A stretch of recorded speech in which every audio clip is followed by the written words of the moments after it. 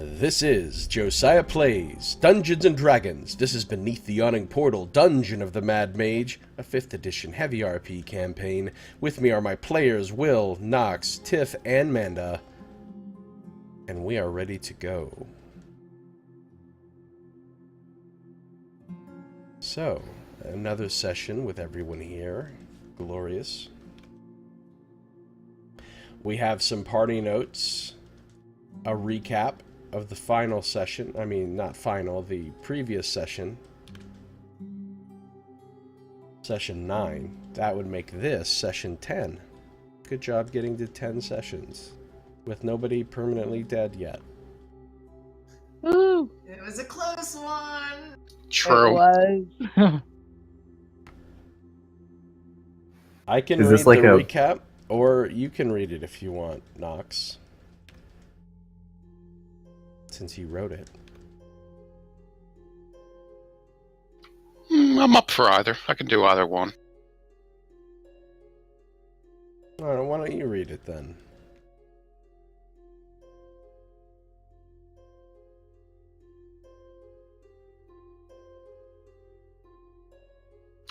Okay. Alright, so, Session 9. 8 shadowy duplicates of Aura spawned all along the Hall of Mirrors. With the party similarly spread out along the hall, suddenly everyone found themselves on the front lines. Some of Aura's own magic was copied and perverted by the shadows, many of which promptly bombarded the party with magic missiles. Roscoe was the first one brought close to death by this onslaught, but brought back into fighting shape with a powerful healing blast by Sardick. Meanwhile, Midge and Aura sustained their own injuries and found their strength being leached away by shadowy hands. Aura eventually overcame her opponent with a couple large arcane blasts, while Midge's moonbeams kept fizzling as the shadows swarmed her.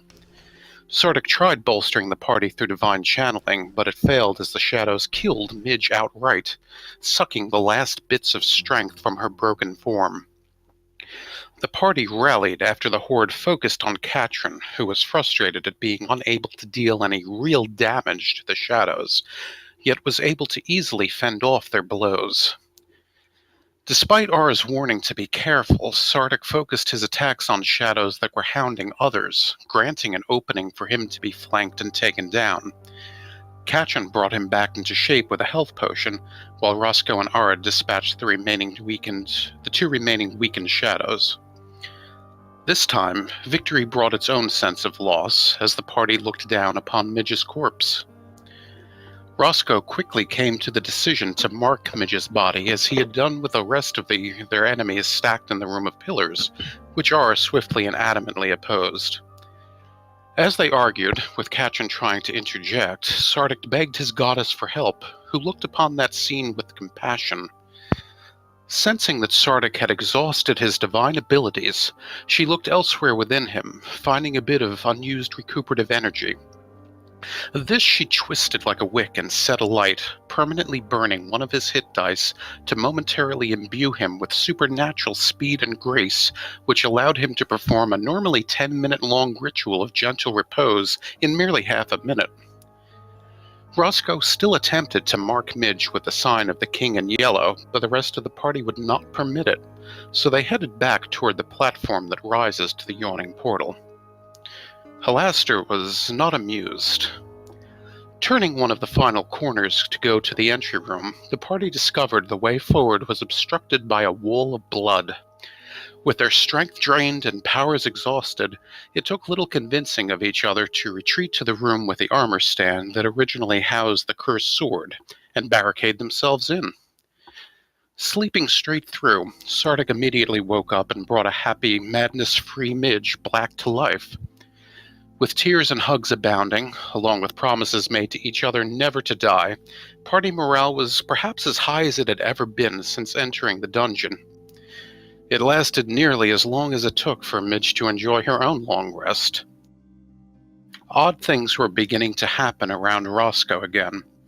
Yes, the bloodlust that crept into his personality ever since the Grell fight seemed to be subsiding, but his shadow was moving in ways that his body's was not causing. Katrin noticed and stabbed at it when it detached and darted across the floor. It rushed at the blood wall and suffered the bane effect of the Rune of Security, then rocketed around and attempted to get in from the secret door above the entry room, where it triggered the boon effect of the Rune of War. Didn't those things happen in the opposite order? No, I think Security was first and then War was later. Because I remember thinking, I'm like, it's interesting that the very first one was Security, and he was securing the room. I think it was Secret first, though. Like, the secret entry was... Because that was the reason that I had the familiar going. Either way, I don't think it changes much. Fake news. Oh, so Nice. So the familiar actually went through the hidden passage first? Tried to, but it was blocked as well. Okay, alright, I didn't realize that. Alright. That's okay, though. Continue. Nice.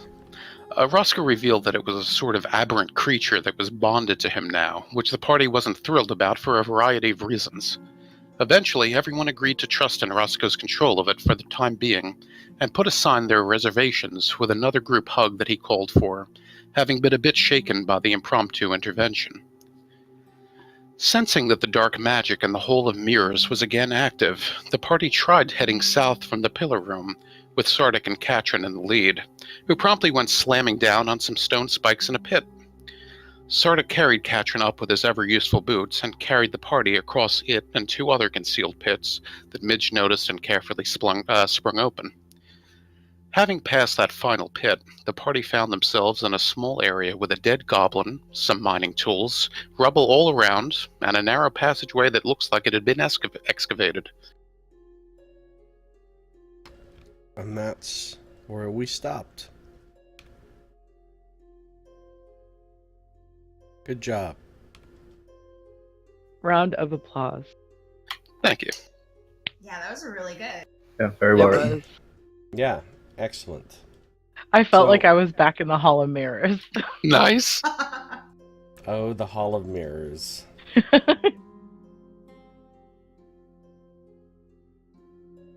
Probably won't forget that place soon. No. Now we know how scary things that drain attributes are. Especially strength, since 3 people in the party have an 8 strength. Yeah. True. Alright, let's switch over to the dungeon map here.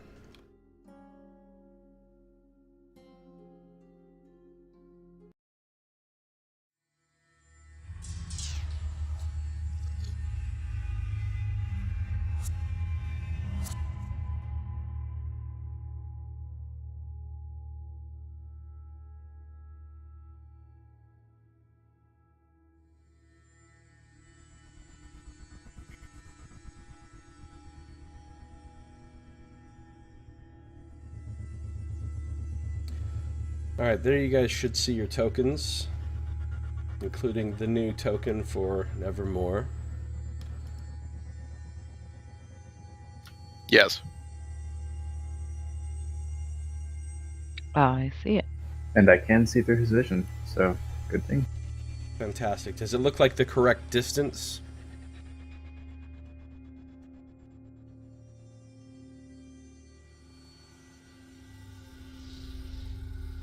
Yes, it does.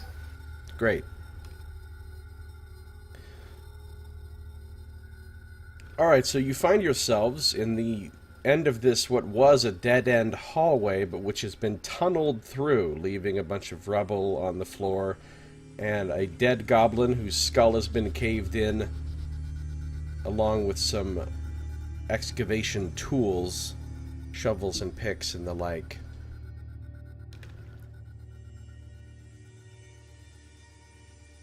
What would you like to do? So we've already investigated the things here, correct? Yes. Okay. I had a thought over the downtime, and I guess from Roscoe's perspective, I was under the impression that the walls and the sort of terrain here was pretty much only shapeable by Halaster himself, and that you couldn't break through walls or dig through walls. Does this digging through of the walls strike him as odd? Strike who is odd? Strike your character as Roscoe. odd? Yeah, Yes. it does strike you as odd, actually, because that what you've heard is correct. Or at least it's what everyone says. It's the official story. So Roscoe will mention, it's a bit weird because I was under the impression that nobody but Hathor himself could alter any of the terrain here, and it looks like this was dug out by these goblins. I'd be a bit careful because I don't think it's what it seems to. Well, it's quite possible that that's why he's dead. That is very true. That's possible, unless possibly maybe he just commanded his servants to make this tunnel. And then killed him?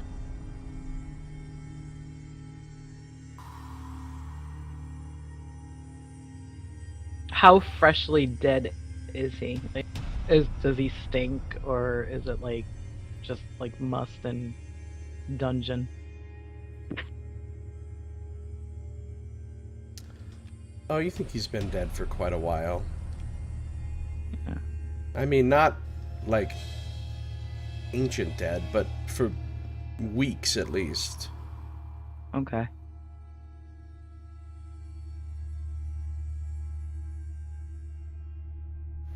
Well, we're a bit out of options unless we want to go back to the Shadow Mirror room. So, does anyone have any other precautions they'd like to take before we move?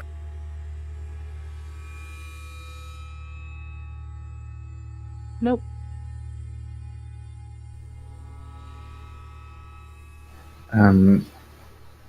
I'll send Nevermore ahead a little bit just to kind of look through the tunnel as the group starts to move. But it looks like a kind of weird, windy tunnel, so I don't know if you want to do this not in movements or in movements.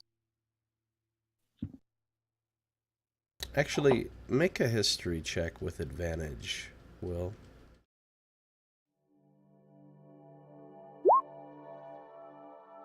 Oh, Bitey! X-Bitey X! 27. Thank you for the subscription. I really appreciate it. How you doing? 27. Okay. Now that you've had a minute to think about it, you recall exactly where the passage was about this in your book. And you think you might be able to look it up and remember exactly how it was worded, because there's something about it that is sort of seeming strange in the back of your head. Okay. Well, I guess if you guys want to have a little bit more of a look around the goblin, I guess. I'm going to pull up my book really quick. And not that book. Different book.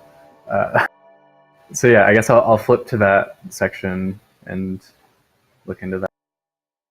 So it does talk about how Halaster has the ability to reshape the layout of Undermountain according to his whim, and that he protects Undermountain from anybody teleporting in or out unless they do so in a specific way that he is allowed, and that he also protects Undermountain from being magically altered by any form of spell or magical item. But you notice that it doesn't say that it cannot be physically altered. It only cannot be altered by magic. Ah. Well, I guess I will bite my tongue a little bit. I guess you can physically dig through this stuff.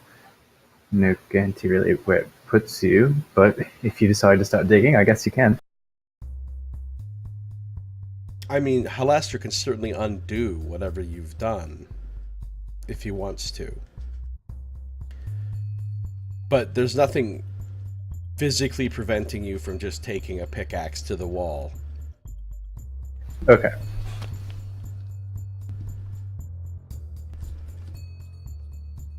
Well, Roscoe's good. Well, So- it kind of begs the question, where do you think he was digging to?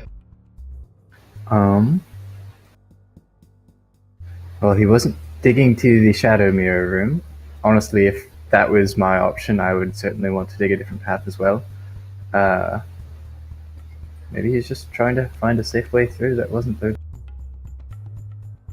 I don't know, though. That was just a guess, to be honest. You might be right. It doesn't look like there's anything really valuable to mine for over here. No, you don't see anything that looks like minerals, or these are, you know, worked stone walls. And if our goal is to root out the rest of the Xanathar gang around here, do we think that this would lead to them? We were told to go south. I think so. Katrin says, well, there's only 2 ways we can go, right? This way or back through the mirror room? It looks that way. Well, maybe we should grab these tools, and if there isn't a way to get to Xanathar's gang, their outpost, through this path that's already dug, we can follow his example, and she points to the dead goblin, and dig our own route, because I'm not going back through those mirrors. Sardick, you know that digging through this stone with these tools would take a very long time. And you know that certainly one goblin wouldn't have done that. I mean, there's more tools here than one goblin could have used. So however long, I mean, you don't know how long this passage is, but even if it's a fairly short passage, it would have taken a long time to dig out with these mediocre tools, especially by goblins. That might be quite slow going. It looks like these walls seem to be a bit resistant to, just having a couple goblins just come on through. This one definitely had some help. Well, shall we proceed forward then? Because I think we're clear that we don't want to go back to the mirror hallway. Katrin It's says, worth a shot. Who's gonna go first? I can, just to keep an eye out for any more traps. I don't know if these goblins were necessarily, setting them, but just in case. Alright, so you're gonna have to go single file through here because it's tight.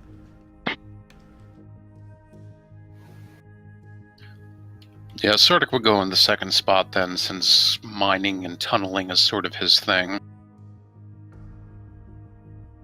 Arwa will take middle, as she always does. After you, Katrin. And I'll just have Nevermore flying a little bit in front of Midge. Maybe I should guard the back then, in case something comes up behind us. Yeah, sure. All right then. Ara looks at Katrin and goes, "Good idea." So Yeah, okay. Let's do it. So Midge is in front, and you're kind of squeezing through this narrow passage. You can tell it was designed... It's big enough that bugbears could squeeze through here, so it's not like it's purely goblin-sized, but it would be uncomfortable for them to do so. It looks like only goblins or other small-sized creatures could comfortably sort of get through here quickly. So you've got to... But you also, particularly, Midge, are used to crawling through tunnels and the like, so it's not a big deal for you. Sardick also, going through tunnels, no big deal for you. The others, if you might not have ever gone through a tight space like this before, it could be a little bit disconcerting. I mean, I've certainly walked through stacks in the library. It's not terribly different. Ara lived in the Underdark. You feel the weight of countless tons of stone above your head. Because the ceilings have been pretty high in here so far. This is the first time the ceiling is really low, and you can't even stand to full height if your character is on the taller side. Like, taller as in, like, how tall? Like if you're 6 feet tall or more, you can't even stand up in here completely. I was gonna say Ara's not even close to 5 feet, so she's like, I can touch Oh the my gosh, ceiling, she's and that's kind of cool. tiny. She's Probably- 4'9". Nobody's probably that tall, actually. How tall is Roscoe? Not particularly tall. I think maybe 5'10". What did I write? Oh, 6'1". So he's pretty tall. Alright, so you make your way around, and it curves. There's a sharp curve, and then it keeps going. And now you think you're sort of heading almost back in the direction you came from for a ways. Not quite, but more toward the northeast, you think. And then it curves back around and heads south again. And finally it comes out into a larger chamber, and the passage opens up right behind the ruined remains of a giant statue.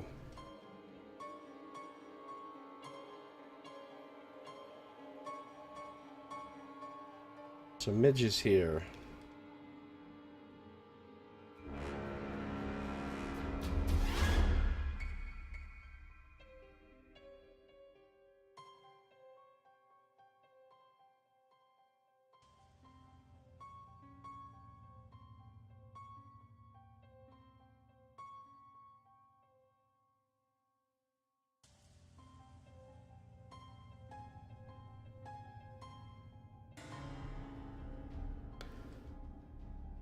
So what you see is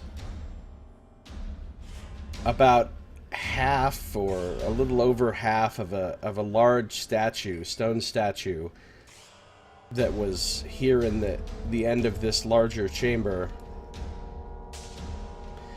and a whole bunch of rubble of the statue itself that is crumbled and fallen down.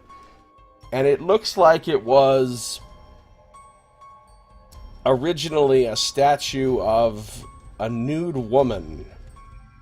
However, instead of seeing the head of a human or elven woman, as you might expect, it's broken into a few pieces, but you can kind of tell that the head of this thing was actually the head of a cobra with bared fangs.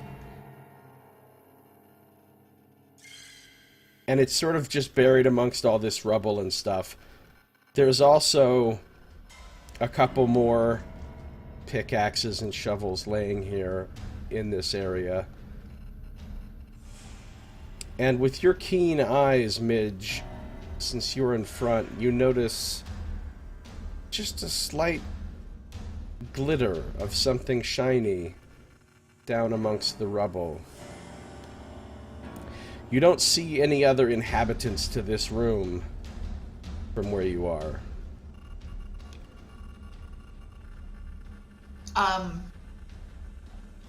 Looking further into the room, I'm like still kind of paranoid about like pit traps. Do I see any more unusual things on the ground?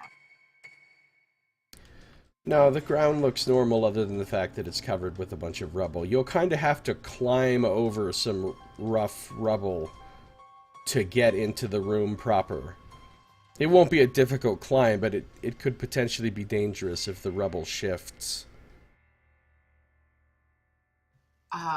Midge would turn around to face Sardick and kind of point all that out and say, there's a statue over here, and it looks like there might be something buried among it, but if we want to get into this room, we're gonna have to be a little careful getting through all this debris. And then she will try to carefully make her way in.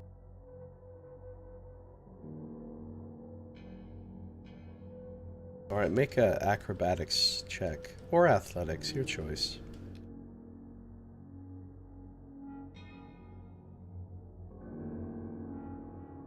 Alright. In response to the little thing going on there in the chat, Katrin says, "Don't worry, we're not gonna die in here."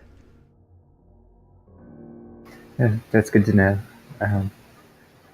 There's just a room up there. We're almost out. So you're right. Yeah, we're not going to die in here. As long as your shadow thing doesn't attack us. We'll talk about that more later, I guess. Alright, so Midge, you make it over the rubble with no problem. You're in a larger room with a 20-foot high ceiling. It's nice to have a high ceiling over your head again after that tight claustrophobic tunnel. Although for you it's not as big a deal as probably anyone else, but and you see there are some doors, some closed doors leading out of this room. There's a single wooden door, iron banded, to the west, and there's a pair of large stone, very sturdy looking double doors with what appears to be a fancy lock on them to the east. And other than that, the room is pretty just empty.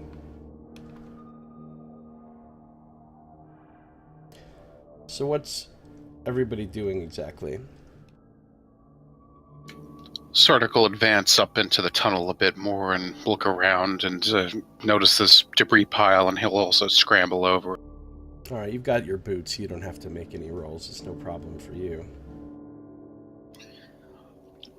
If it's the debris pile, something where he could sort of help out the rest of the party by taking a shovel out and kind of shoveling away some of it, if it's like loose gravel and that kind of stuff, then he would go ahead and do that. It's mostly big chunks, but you think you could do that. It would take a few minutes to make any significant impact on the pile. Yeah, he'd go ahead and start that as the others start to come up, and, you know, he'll mention, don't know if this is a bit much for you, but I think I can get some of this out of the way if crawling up this is a, bit of a chore. Now, nobody except for Midge notices that glitter in the rubble. She's the only one with good enough perception to have noticed it. But you did say something about it, right? I turned around to Sardick and just said that there was something in the rubble. Yeah, he's kind of looking shiny, around. I think you said, right? What? It was something shiny, you said? Yeah, something glittering. Okay. I mean, that would require a light source to be glittering off of, I suppose. And since Midge probably isn't carrying a light, and neither is Sardick, I guess a little bit of reflected light from Catherine's shield catches it. Roscoe's got a reddish glow around him right now, too, so... That's true. Oh, cool. Nice. Concerning. From the sword, of course, not from him. Oh, okay. So I would have... His Yes, whole no, body he's not, is like, just radiating enveloped it. in a reddish aura. Wait a minute. This is getting worse and Forgot worse, to tell you guys. Roscoe. Yeah, Ara's like, I just want to go home now. I'll He's just like go raise Varys myself. Oh, BT dubs, guys. I have these big demon horns now. Don't worry about it. It's fine. I may look like a succubus. I promise I'll wear more clothes once I find them. Alright, so what's everybody else doing? The ones that are still in the tunnel? I'll just kind of follow through. After yeah. Ara, so whatever she's doing. Are you I gonna was wait kinda for giving- Sardick to help clear the path, or...? Considering that I probably could maybe lift a couple pebbles, I would, only because I feel like it would be disrespectful, like he's trying to be helpful. So I don't want him to feel like I'm just like, oh, whatever, and like step on a shovel as he's trying to lift up like rocks. So I wait a second and give him a chance to kind of move some stuff. Yeah, I mean, if he noticed that Ara was starting to kind of approach and assess it, then, he'd stop and take a step back or whatnot. But yeah, otherwise he'll just keep going. She'll wait for, a couple things to be moved and then make her way across so she's not holding up everybody else. Alright, I'd say, that? Sardick, you've managed to sort of stabilize it to where the parts that were loose and might have rolled away while people were on them are no longer an issue, so nobody has to roll now. You can just kind Okay. of make your way through there.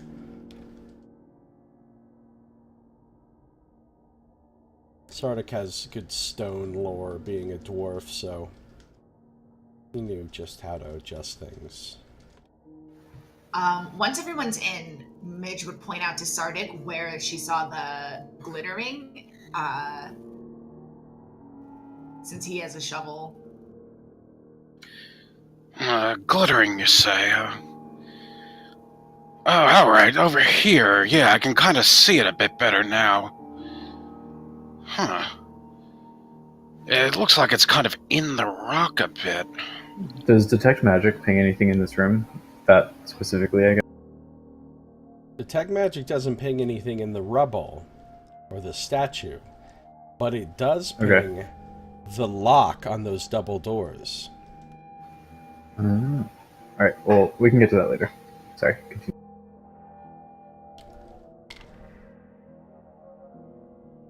Can we excavate the glittering thing?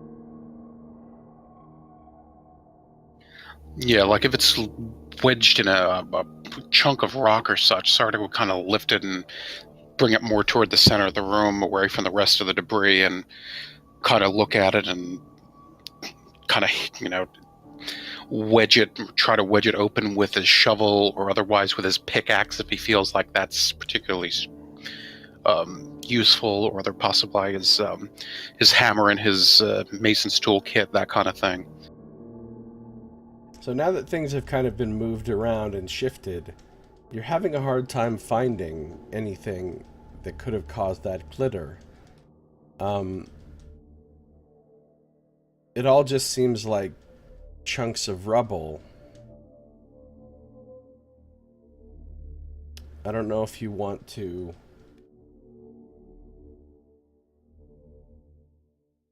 try to investigate this and look for a clue as to where this thing could be, or... Okay, so we had it and then it got... We did something to it.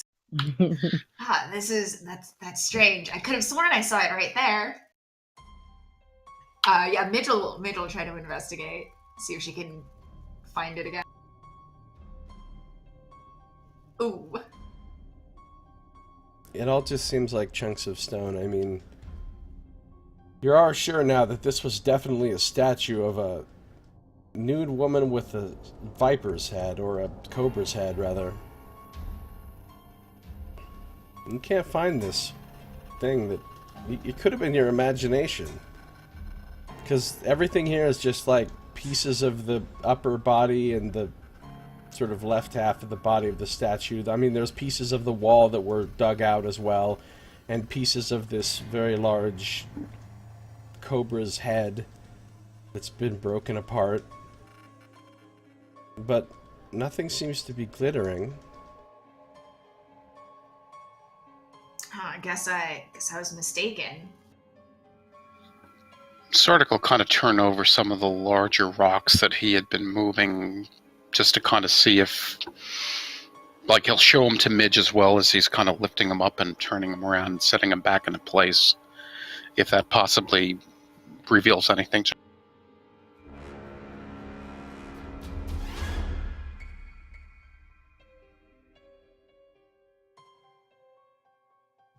I don't know, they all kind of just look like rocks now. I thought maybe this place is just planks on a... It could be a big trick.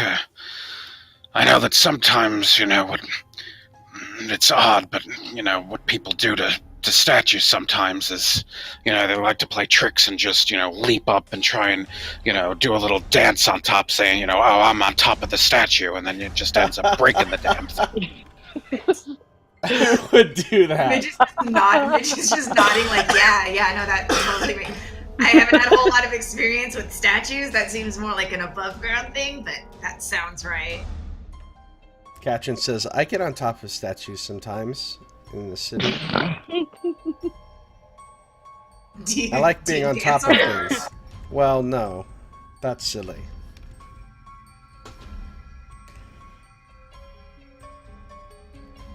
Yeah, sometimes people like doing that, and then they can like go, oh yeah, I can look out so far, this kind of thing, and they end up just ruining the statue in the end. Or they start drawing themselves on one of their little sketch pads and like make a little duck face while they're doing it.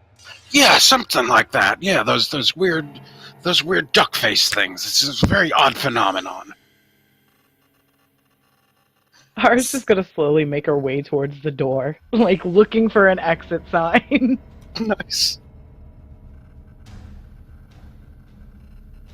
Hold on a second. Is Katrin still down a bunch of health? Are people still down health? Didn't we just fully rest and stuff? Some of us decided to go careening down a spiked pit. Yeah, you guys you fell fell in in that the spike pit. That's right. Okay. Fell in the pit.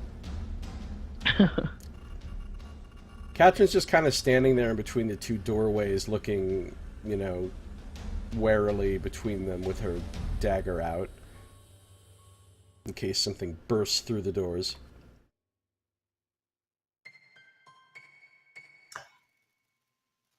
Midge is gonna look over to Sardick and be like, so a lady with a cobra head, is that another one of those faraway gods, or does this strike you as familiar in any way? Lady with a cobra head. I don't think that Set really is known for being a woman. It usually takes a male form, but that's the most famous of the sort of snake gods that I would know. But I kind of look at it and go, I don't know if this is like a Naga or something like that, but it's not specifically really known to me.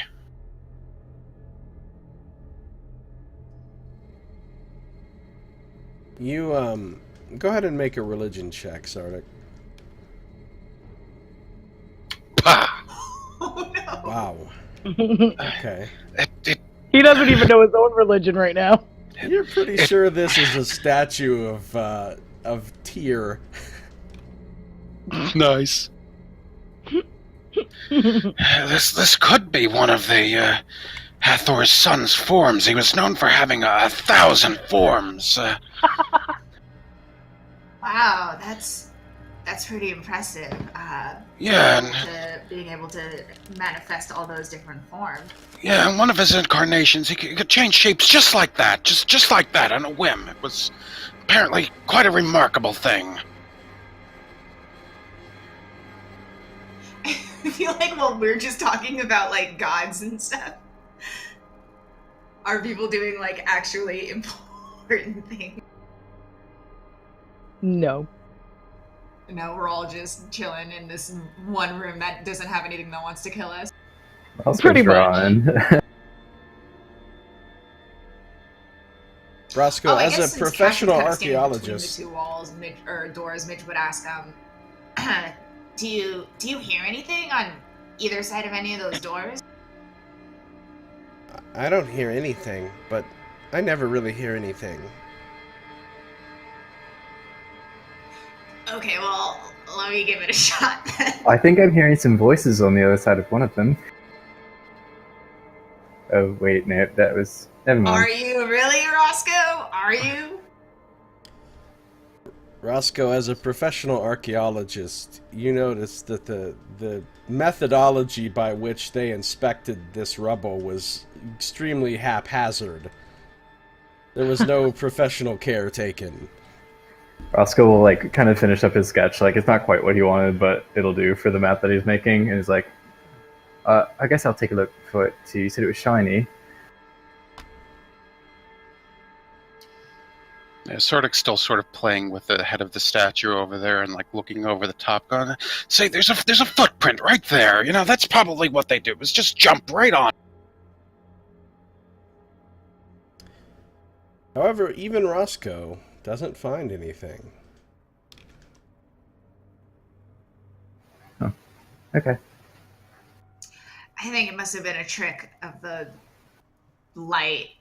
Well, there's a bunch of tools scattered around too. It could have just been like some sort of pickaxe head or something that's covered up. That's true. If Midge puts her ear to this door, can she hear anything?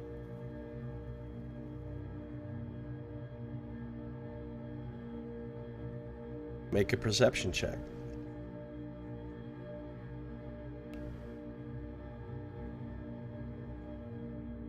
You don't hear a thing. Well, it doesn't sound like there's anything on the other side of this door. If we want to open it up and take a look. But then again, there's also that one. Oh, well, that one's magically directionally- locked. Yeah. Directionally, we want to go through the single door, I think. Unless my That's true. direction sense is off. If we're And then trying, True. she like kind of like, yeah. Well, hold on. We got some keys up there, didn't we? There's a chance our key might work here. Oh yeah. Katrin walks over and she says, "These doors are pretty fancy. Look at this big lock. Oh, It's kind of that's magically. making a weird sound." She reaches out and touches it. Oh God. Catcher. oh no, no! I think it's like buzzing or something.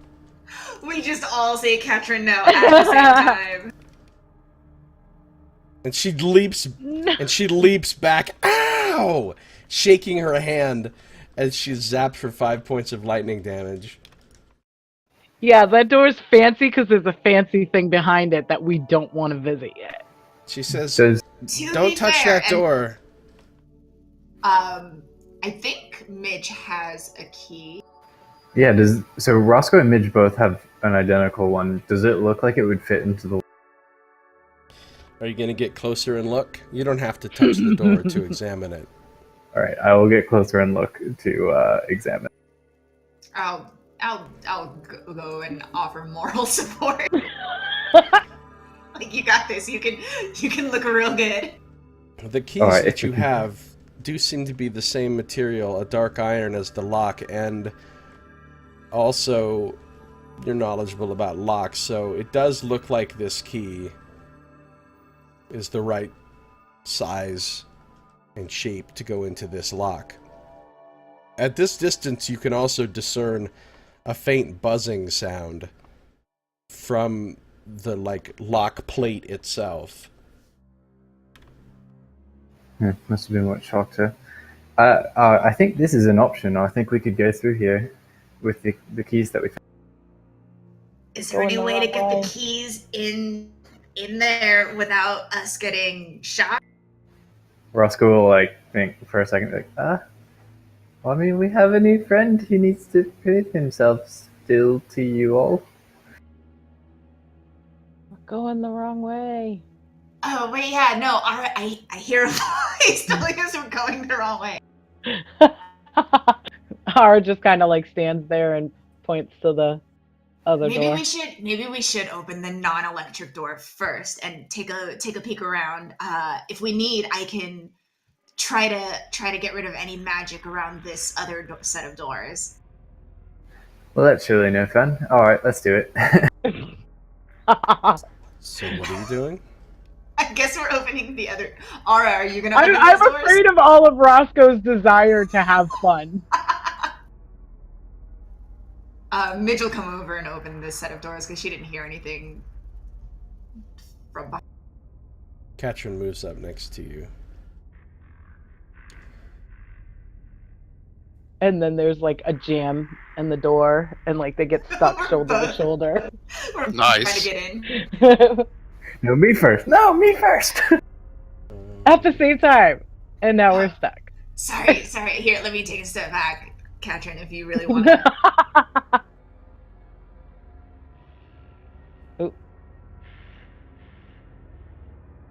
You guys can see down that hallway now, right? Who Yes. doesn't love halls?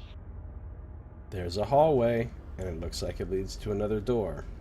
You don't Are see there any anything mirrors in the this hallway? There are no mirrors. I already like it more than the last one. That's good enough for me. Yeah. Are there any pits? Should we look first? Oh yeah, good call. If I step right there, do I see anything on the floor? I can roll a perception, No, but you do fall through the floor. right? I fall into a pit.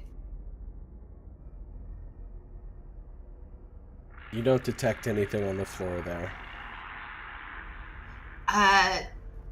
Strange as it is for a place like this, it looks like this hallway is clear.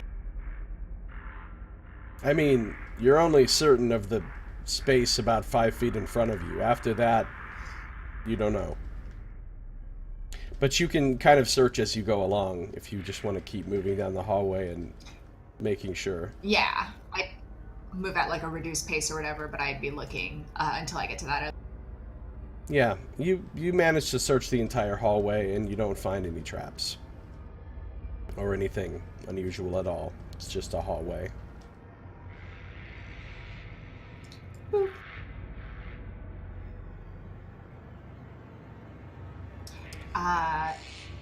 Can I roll a perception to see if I hear anything on the other side of this door? Absolutely. Once again, you don't hear anything. Midge gives Katrin like a thumbs up, because Katrin seems to really enjoy being able to like open a door. Can you detect magic things from this door? Nope. And I'll just refresh it in case, I don't know if it's been 10 minutes or more, but this is. Yeah, you might as well. You can do it at will, right? So. Yeah. Look at this team, guys.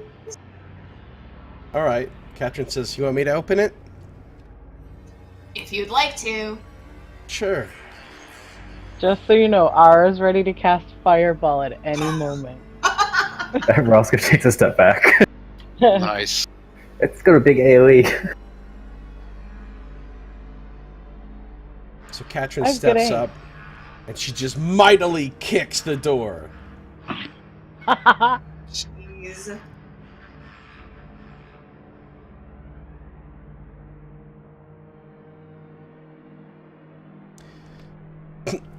And bounces That's off what takes of a it, long and time. Yeah, it takes a long time to open. she like falls on her ass. I thought that would You be okay? Can I Yeah. attempt to like sneakily open that door to make it look like she did it? cool. At this point, she's not going to be fooled. Okay, I don't have a good sleight of hand anyway, so I You can don't still think I try, though, you know? She Sardick will bounced actually, off of the door. Sardick will quietly thaumaturge the door open, asking the mother to open the door if it is unlocked. Alright, yeah, you caused the unlocked door to fly open. With thaumaturgy. Yay, Oh, you Katrin! did it! Look at that! It must be one of these doors that's like a delayed reaction, like one of those. Yeah. That Hallister, he's a mad mage, after all. Katrin's like, really? You think? You did it. It was all you. When It I had to have been kicked you. the The door, physics I of that didn't... just- It the didn't physics move of at that. all. It just completely... I just fell right on my butt. What? Roscoe's in the back like, wait, no, that doesn't make sense. Like, the algorithms are, like, floating through his mind, like, no, wait, no. Alright, well... Ara looks at Katrin and goes, "You're the only one that touched it. It had to be you." I guess. Except... I mean, I heard Sardick say that weird word that he says sometimes when he does stuff with his magic. Because thaumaturgy has a verbal component. And you've cast thaumaturgy a lot of times. So at this point, everybody knows when you're casting thaumaturgy. Yeah, but she wouldn't actually know anything else that it does, except for when he gets really loud voiced, correct? That's true. Well, has he ever used it to open a door? Once the secret door above above the shield room. And I don't even think she was paying mind to that. She says, whatever, I'll take credit. That's the spirit. Yay! So I'm she pokes skeptical, her but head sure. and looks around through the door. Oh, I need to take off the... Ara's just gonna... Every time Ara looks at Roscoe, it's just gonna be a glare. Roscoe's gonna shrink back again. I don't know what I did wrong this time. I feel like Ara has, like, the mom glare. She's definitely the mom friend of this group.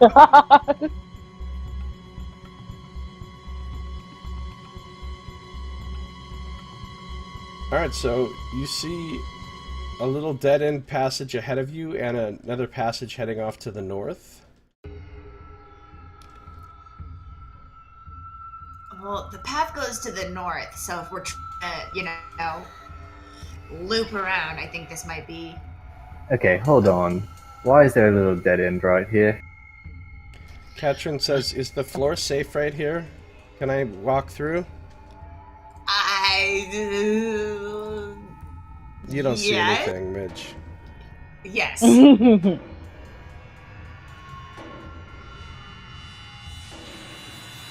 Alright, if there's one thing I've learned in dungeon crawling school, it's that there's never really a blind dead end. There's always something. Maybe it's where they have their, like, code check or whatnot. This is also an ever-changing dungeon. So, Look, like, I'm not a month crazy, from now, okay? A month from now, that might lead to something else. Maybe Halaster is building it. I'm still skeptical of it. Midge is gonna like root around in her pockets and try to like just pull something out. She pulls out a silver piece and is just gonna throw it into the dead end. See what it does. Ooh, shiny. It bounces off the wall and clatters onto the floor. Now who wants to pick it up? I guess it's all right. I mean, it didn't do anything. Didn't erupt into flames or anything. I mean, Sardick technically just found a silver piece, did he not? Pretty much. He's going over there. He's like, oh, yeah, this is like one of those little alcoves that they use at the minting places. Where you mint the shards and the dragons and all that. It's a minting spot. So, Katrin says, "That doesn't make any sense whatsoever." Well, you've never heard of the phrase "pennies from heaven"? It's the same concept. Midge's gonna nod. Like, yeah, no, pennies. I think I heard that once. I mean, I was under a manhole, and I might have heard something completely different, but it sounded like that. Katrin stares at the camera. Nice. I feel like that's Ara's move every time.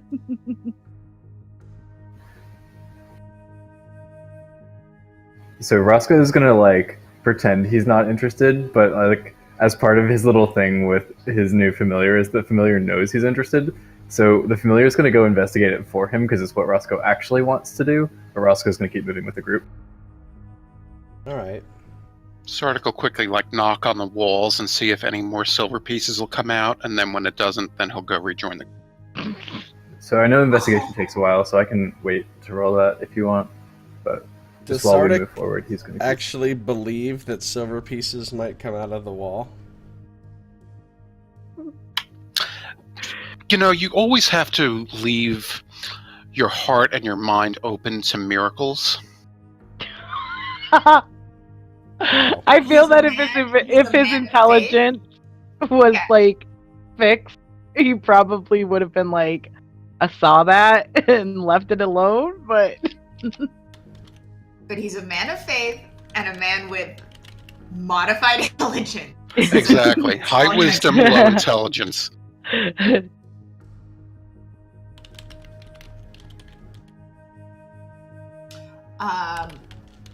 Midge would still kind of be keeping an eye out, but not actively making perception checks or anything as she moves this. Ooh.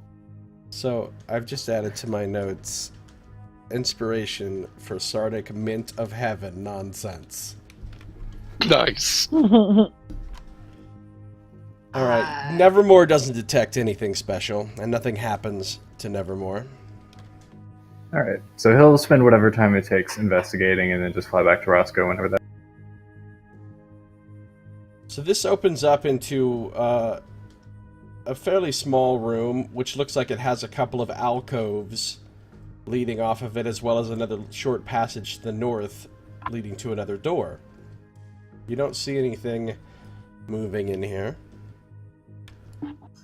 I do see something here. Yeah, you'd have to kind of go around the corner a little bit more to check out what that is. There's something in the corner over there. I'll be right back. Is Oh, this there's, another one of these shiny there's things? something. No, it's definitely not shiny, and there's something up here too. Are you sure it's that not might be shiny. the spot where the dragons come out? Possibly. Oh, okay. Wait, like living dragons or coin dragons? Oh, the coin dragons, of course. You scared me there. Neither, because these look like bones. I mean, living dragons, that would be silly for them to just come out of a corner, but, I mean, coin dragons, of course, that's possible. I mean, you're talking nonsense anyway. What's the difference between nonsense and nonsense? Hey, and Midge is actually going to give Roscoe like a stern look and be like, "He's been through a lot. We're not gonna. Or We're Roscoe. not gonna." Look, I can just go the other way if you all want. Nice. Yeah, why don't you go through that other set of doors? We'll catch you later. I have a key. I'll do it. Who Katrin says the key works? That's true. It might still zap you even if you use the key. Okay. You know what? That's the thing that convinced me to stay. That right there. Just be nice to the dwarf, okay? Alright, I'll try. I'm Sardick, sorry, Sardick. I want to live in the world that you live in for just one day. Just get your brain sucked out by a Yeah. brain and you'll be good. You know, I I mean, still love that we call it that now. if you really are devout and wish to follow the nurturing mother, there is a ceremony that I can perform for that, you know. Hmm. Yeah, and if you want your brain sucked out, there's a ceremony I can perform for that, apparently. Well, now that's just blasphemous. Okay, you know what? I'm sorry. No I'll brain drop it. sucking. While You've they're been chastised talking by about everyone. Well, they're talking about the cool things they can do. Midge is gonna investigate these bones. Are they human or animal or what? Alright, so here you see a couple of interesting things in this room. Over there by Midge is a very large pile of old, moldy bones. Looks like they've come from several different types of creatures. No skulls that you can see in the pile. Just various other types of bones, and they look disgusting. Probably the goblins. In the northeast alcove, it looks like there's a pair of rusty manacles attached to the wall, and there is a skeleton hanging from those manacles, missing its legs, and based on the shape of the head and its horns, it looks like a tiefling. Written on the wall above the skeleton, in blood, dry blood, it doesn't look like fresh blood,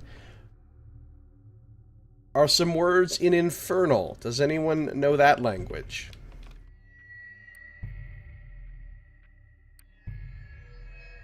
No. All the languages are Elvish jibber jabber. Actually, wait, Nevermore might. So, okay, now we need to ask, Nevermore is an aberration and not a fiend anymore. Should he know Infernal? No, he should know deep speech instead. Okay, I will change that. I thought one of you did know Infernal, though. I know primordial. Could have been Thaden. It probably was Thaden.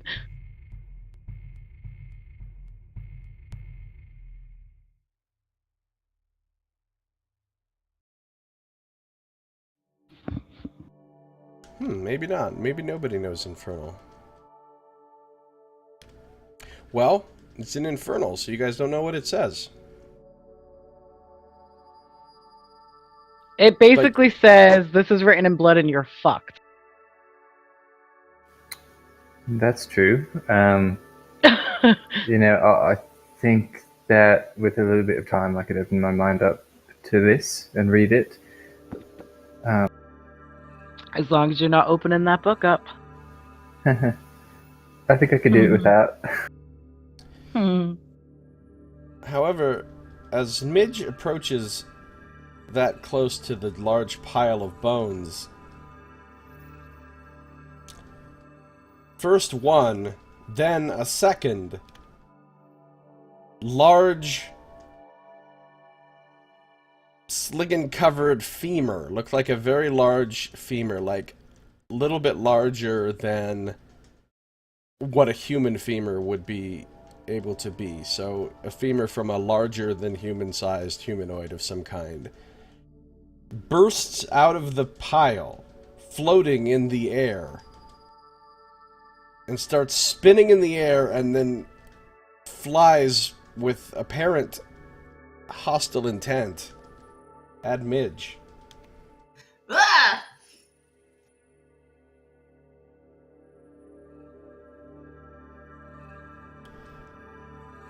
And you guys need to roll initiative.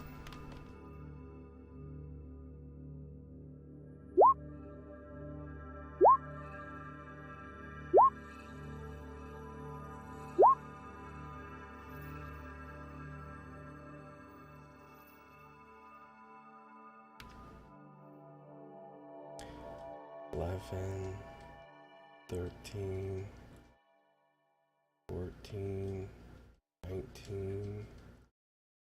Despite having a +6 bonus, I feel like Roscoe never does well on initiative.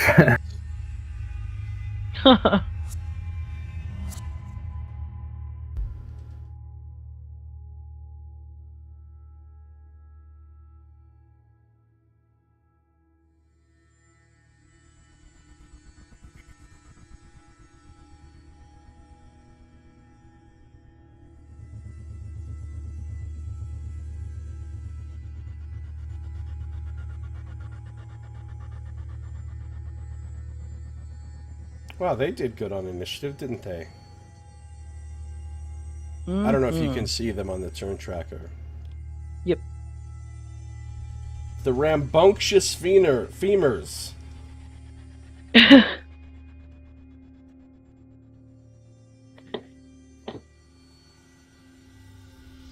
Burst out of the pile and spin obstreperously through the air and attempt to strike Midge. And it looks like one of them acts more quickly than she does.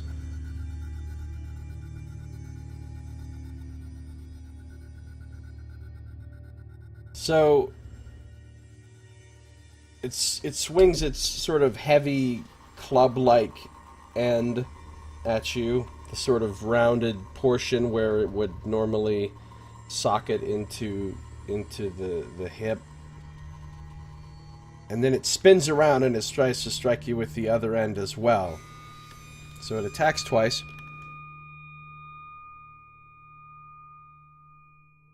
However, neither attack successfully hits you, as it seems to be kind of clumsy in the air and you're able to easily dodge out of the way.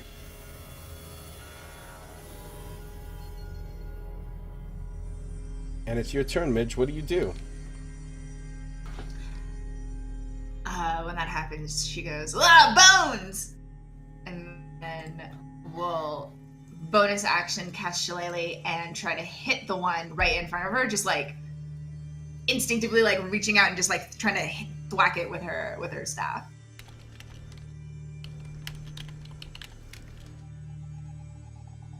Bonus action. Nice. Right, so you have a shillelagh going, which makes your staff magical, right? Yes.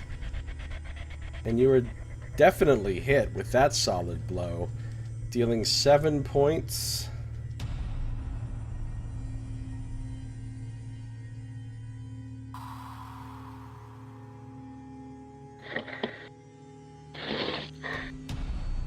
Seven points of magical bludgeoning damage. That seems quite efficacious. There's a loud cracking sound, and you can see some actual hairline fractures spreading along the length of this bone.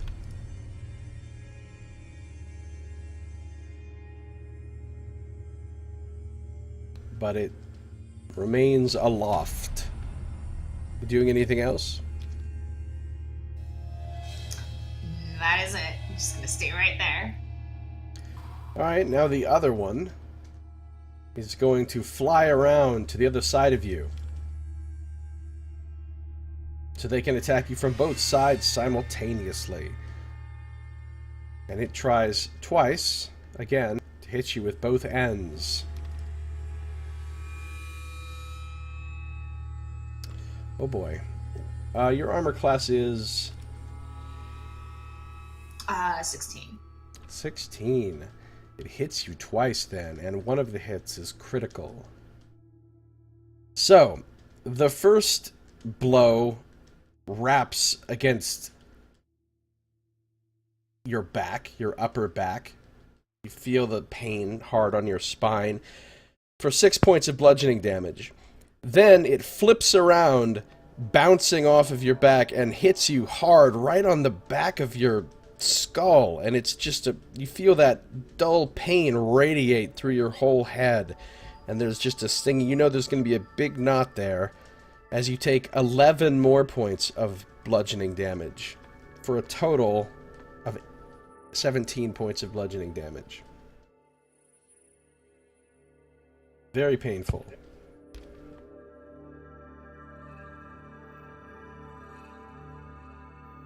Sardick?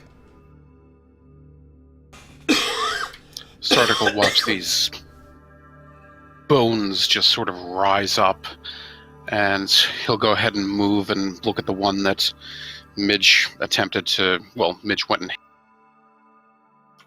and he'll yell at it, "Blasphemer! You are not welcome here!" Oh my god. Oh my god, that's inspiration instantly. Blasphemer? Wow.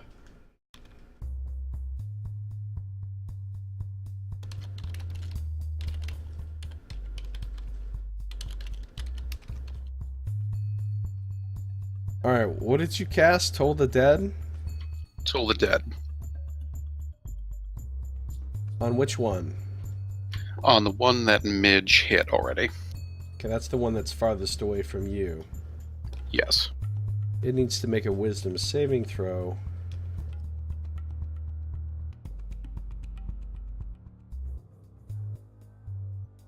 Hold on.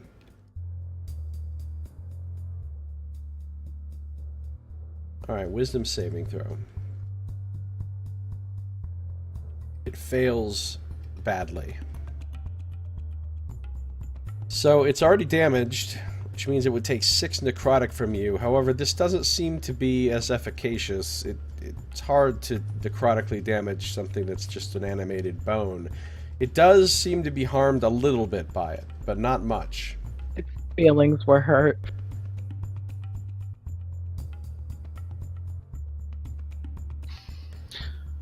Okay, yeah, Sardick will move over toward the wall here and kind of get an eye on both of them, and that'll end his turn. Alright, it's Katrin's turn. Says, here we go. What are we even fighting right now? This is ridiculous. Leave Midge alone! Rawr! So she's gonna move into...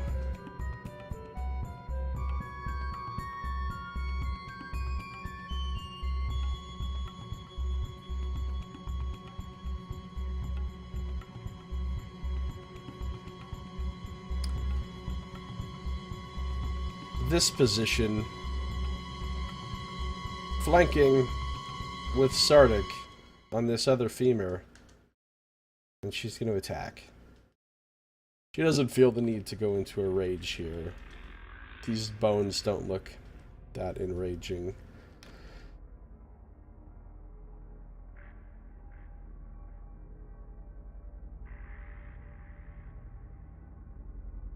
Wow, she misses, actually, even with advantage.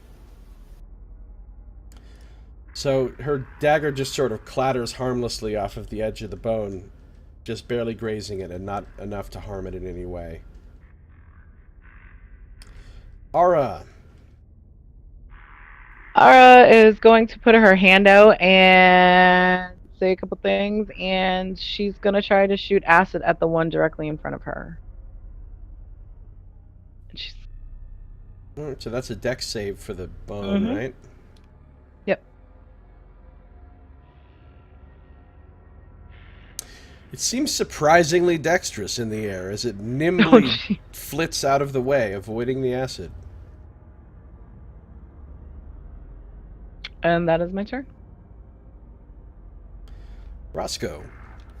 So Roscoe will step up, kind of taking his sword and like mumbling a bit of like utter nonsense under his breath. There'll start to be the green crackles again, and he will do a booming blade on this sword thing here. Booming blade on which one? Oh, obviously. So he's going to step up. Yeah, and that should be flanking with Sardick, I think. Yeah, it is. All right, so 24. Well, that'll hit.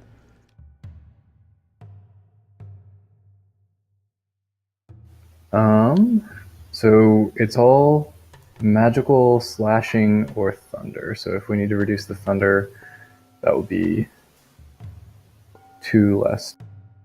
Otherwise, it's 21. Total of 21? Okay. Total of 21, unless something needs to be reduced. It actually resists all of that damage. It seems unusually Magical hardened even. by what... Yeah, even the magical slashing damage. Oh.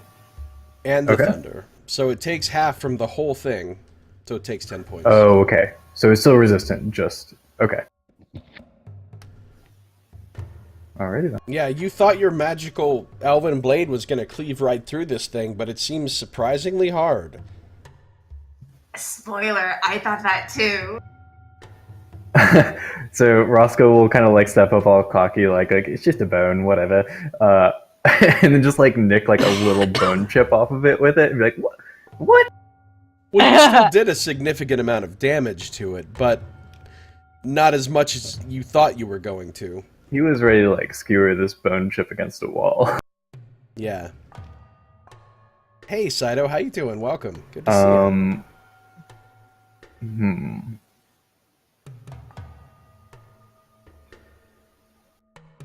I think what I'll do is I will move that's 5 and that's 6 over to this side of it. Okay. And then that will be my turn. Nevermore gets a turn. So he is still invisible, but he is going to fly up to right here and have the help action for the next person who makes an attack against this. Actually, no, he's 1, 2, 3, 4, 5. So if he's flying in the air, is there enough space for him to be directly over this bone and in this square? Yep. So he'll do that, but then prepare the help action, or like, do the help action, whatever it is, so that the next attack against this guy has it. Alright, so even though Nevermore is invisible, it's able to fly around and kind of make some noise and distract the rambunctious femur enough. Yeah, I have ideas for how this will work for humanoids. I don't know how it would work for a bone. So it's like, it's gonna like, Nevermore's gonna like swoop down and like peck at it and like claw at it and make it like think there's something there, but then be like flying above it and be kind of distracting, generally speaking, to it whenever someone is about to make an attack. Alright, sounds good. I'm doing alright, Saito. I'm still a little bit sick, but I'm mostly better. How are you doing, Saito? Oh, you just said you're doing alright. Good. And that is it for Nevermore. Alright, this one that's being distracted by Nevermore.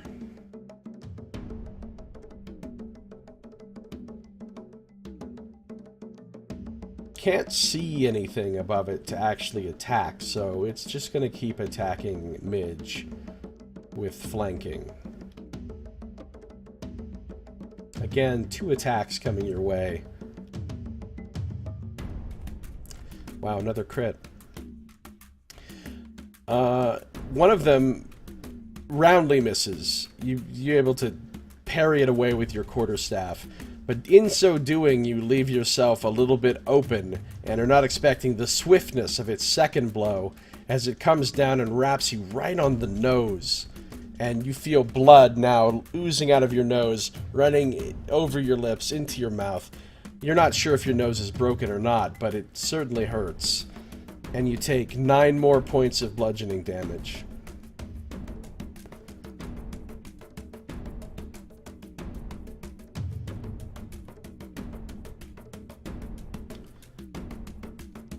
Midge is getting beaten up. You got that, right? 9 more bludgeoning damage? Yeah. Oh yeah, you guys had some, like, extra hit points from aid, right? Who had those hit points?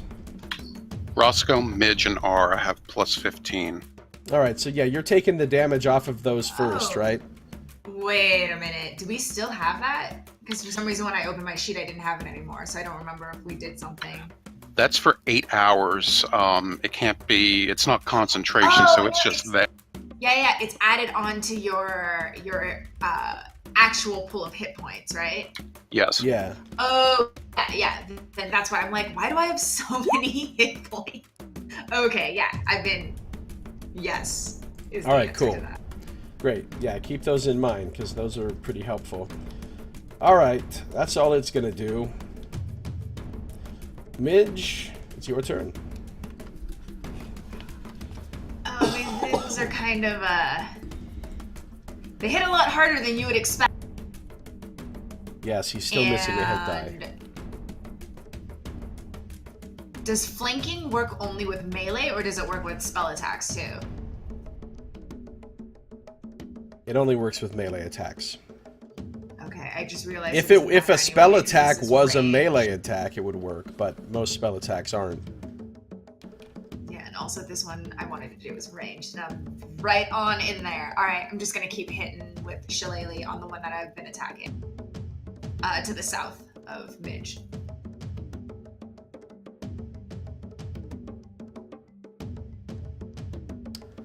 Oh, you have advantage because of the aid action, because you actually would have missed. Yes. But you, with the advantage, due to the distraction of Nevermore, you do hit, and you do full damage to it with your magical staff. And then I'm gonna. It's starting to look pretty rough. There are some large visible cracks along its length now.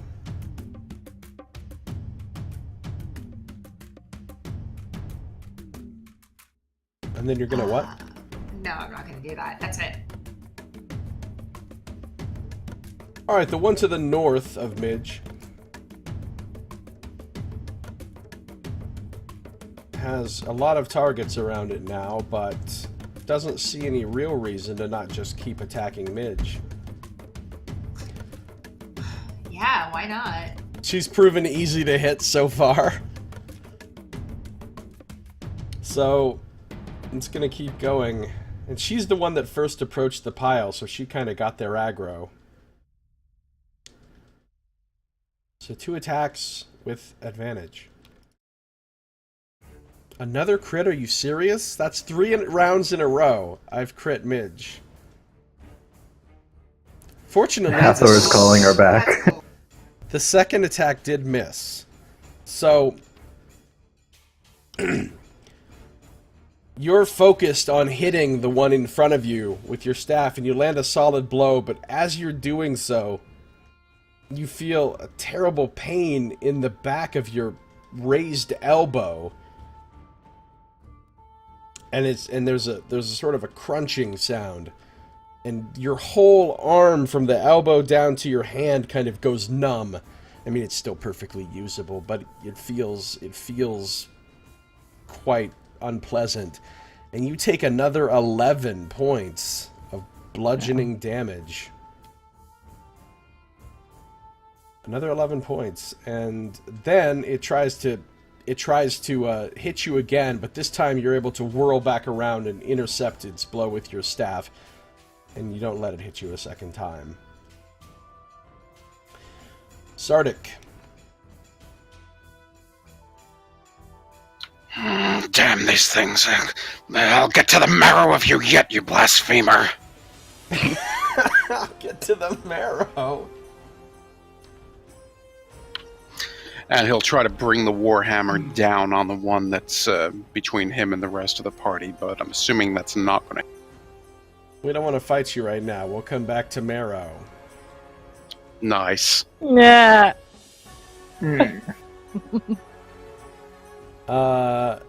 Unfortunately, that is not going to successfully connect. Almost. But not quite, because you have advantage because you're flanking. But even with advantage, you didn't quite get it. It nimbly sort of flits out of the way as it's floating and spinning through the air, and your kind of slow-moving hammer can't keep up with it. Ah, these damn things! I got a bone to pick with them, I tell you. And that's going to be it. Yeah, I'm not finding this entire situation all that humorous. Nice. Oh, wow. Okay. They are legs, not arms. Oh, wait. Oh, I see what you said.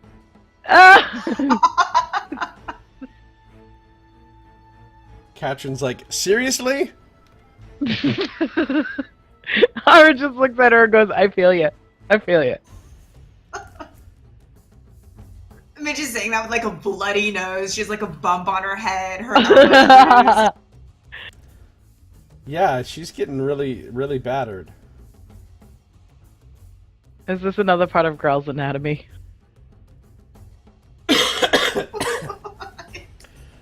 Unfortunately, no Grell parts here.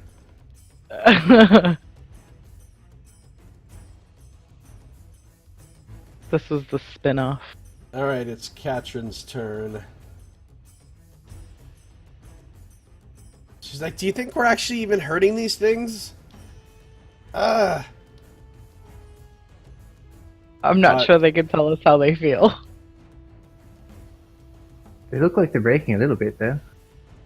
She'll attack the one that she's flanking with Roscoe.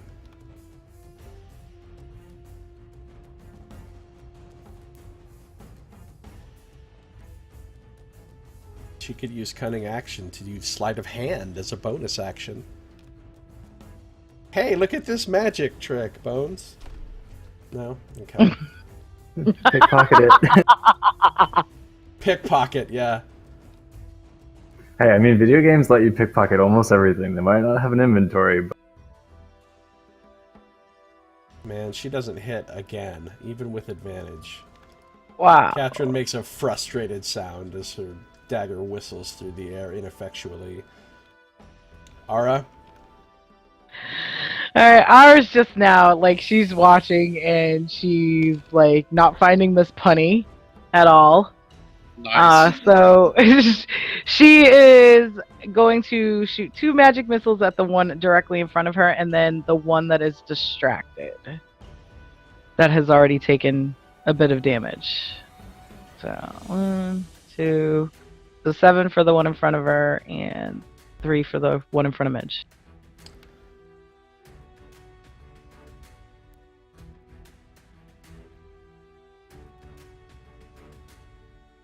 Alright, they take full damage from that. It seems to be pretty effective. Breaking little pieces off of the bones. Now, as they're becoming visibly weaker.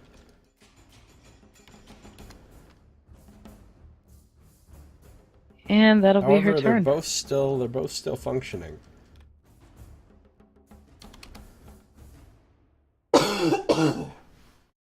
Alright. Gonna stay where you are? Yeah. Alright, Roscoe. So... yeah, still flanking with Katrin. I guess he'll say, I've got a bone to pick with you after this last one. And he'll try the same thing again, Booming Blade, attack it, even though it's not going to do full damage. Let's see what we can do. No! So close to a crit. Alright, 26. Not the crit damage, so that is 16 halved to 8, I believe, on this one. Alright. So your fine enchanted blade, empowered by the thunderous magic, strikes it. You think you should have smashed it to smithereens with this blow. How unfortunately, it is much more resilient than it should be. A normal bone, if it were not enchanted by some sort of fell sorcery, would have been destroyed by this, but The unfortunately previous this one- owner of that bone got his calcium. Yeah, he drank a lot of milk. Roscoe will be like, I just can't. Alright, someone else finish this one. Well, it's your familiar's turn. It's gonna like start moving over towards the thing to finish it. Like I was saying, it's like, no, not you. He's gonna continue to take the help action on the sword. Perfect. All right, number 2, the one that's being distracted there. It's got its target. It's not going to switch up at this point. It's just going to keep attacking Midge.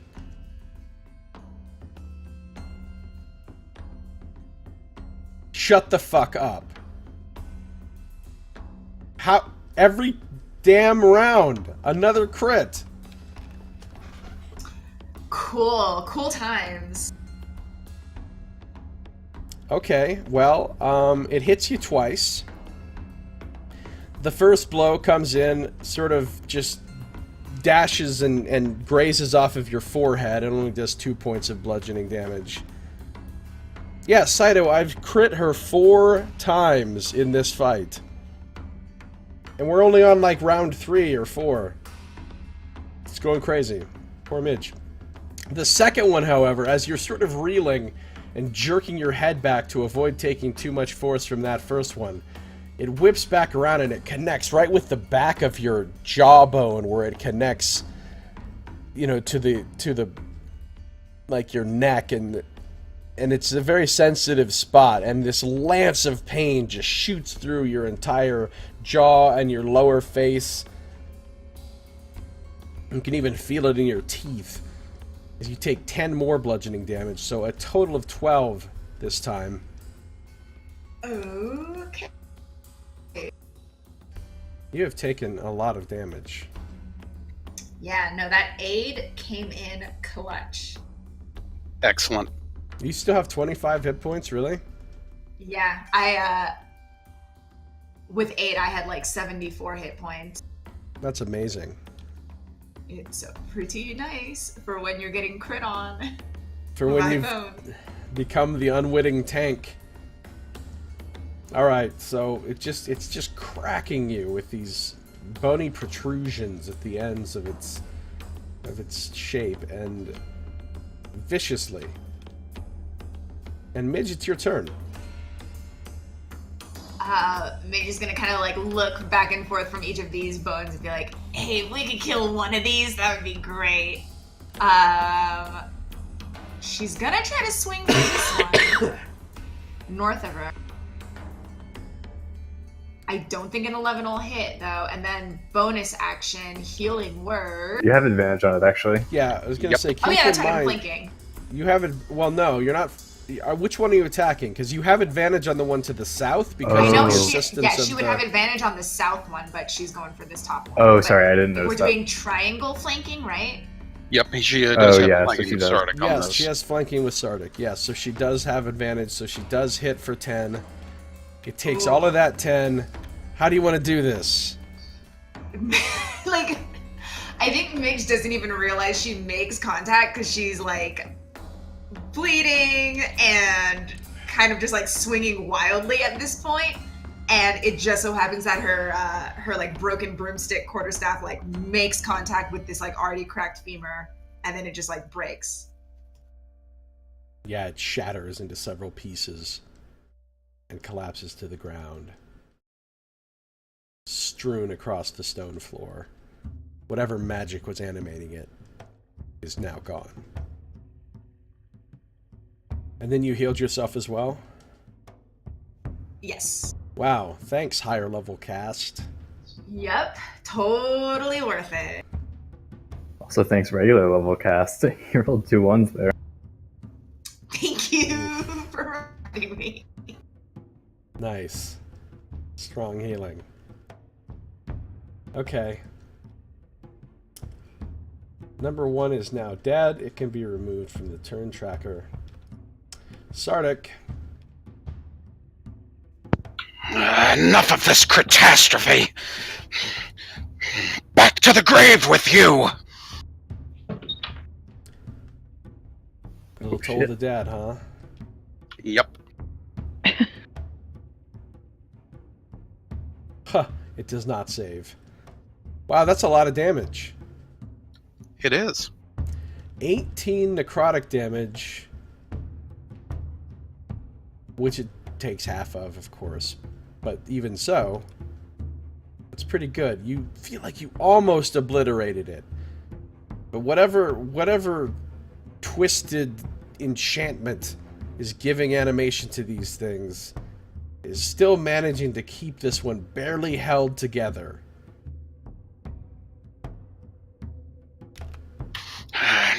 Not dying from my tolling the dead. Well, this is just rude. Just completely rude. And that'll be his turn. It thinks it's a funny bone. Why are these bones so tough? Katrin says. They're just bones. I hope the rest of that pile doesn't come to life. We're gonna be here all day.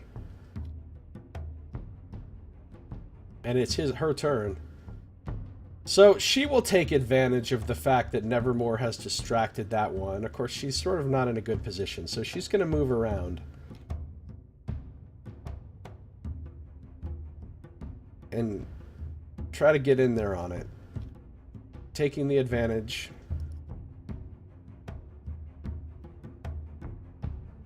Alright, with the advantage, she finally hits after missing twice in a row.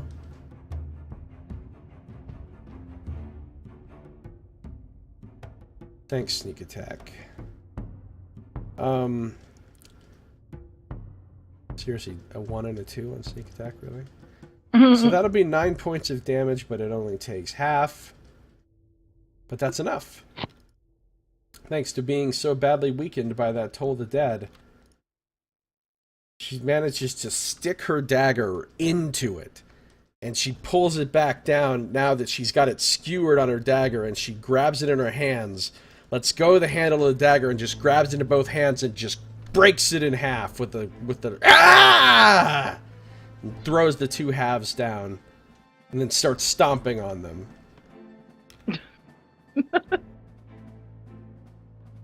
And that is it. Yay! You have been victorious. Midge suffered a lot of pain for that one. There we go. They just had to remember that they were dead. Those are the most obnoxious bones I've ever seen. She's eyeing the rest of the pile very warily as she picks her dagger back up off the floor where she had let it fall. She was trying to rip the bone apart with her hands. Ara is going to give Midge a potion of healing. Do you want me to roll that for you, Midge? Yes, please. Huh. That's not too bad. I'll take it.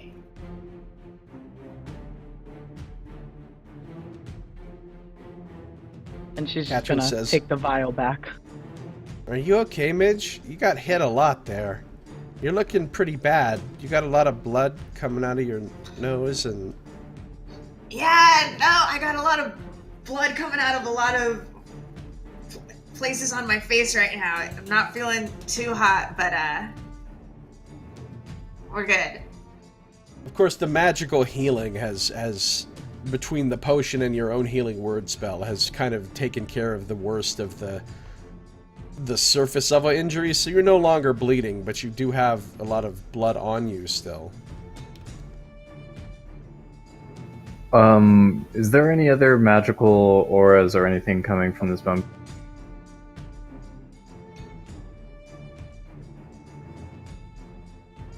At this point, there is no more magical auras coming from anything in here. That's not true. I'm a liar. Right. There is. Mm-mm.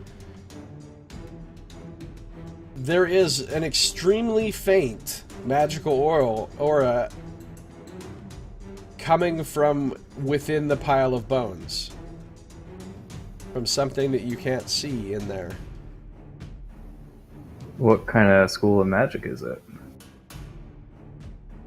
It's illusion. Okay. Anyone want to go diving into the bottom of that pile of bones for something? I mean, I can. You know, there's something down there. It's a bit creepy. So Roscoe will, like, take his shovel off of his backpack and, like, like trying to keep as much distance from the bone pile as possible, so as like not to get any bits of stuff on him. Try and like fish down to where he sees that aura coming from. You sure you want to play with that, lad? I could try reposing these remains. It might keep them stable. Oh, there's no magic coming from them anymore. Ah, well, that's a good thing at least. Okay, right. Just be careful, Yeah, Roscoe. Yes, sorry. Everyone, I don't think these bones are going to animate again until Halasta does something to them. In which case, they probably will. But yeah, he'll just kind of be like saying this over his shoulder a bit as he continues. Alright, as you dig down into the pile, again, the bones are very moldy and slimy and gross, but you dig down into Like, the if anyone pile, if anyone can get around... Go ahead. If anyone can get around to see Roscoe's face, he has this like really like disdained look on his face, but he's trying to like hide it by like keeping his face away from people. It kind of feels like you're diving into a spittoon. Ew. Yeah, it's gross. And, like, you almost feel like the sliggins on these bones has somehow been magically preserved so that it didn't dry out. Roscoe lets like a little bit of like an effeminate like squeal at one point when he's doing it. He's like, oh, excuse me. I think I'm getting closer. But you finally find something that seems nice. It's a small box, intricate, well designed, and it seems to have like some kind of mechanical parts to it, because there's a little handle sticking out of the side of it that looks like it can be turned.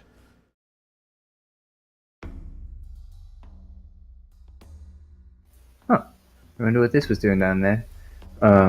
And I'll sort of gently, like, trying really carefully not to touch anything else, reach out and try and get it out.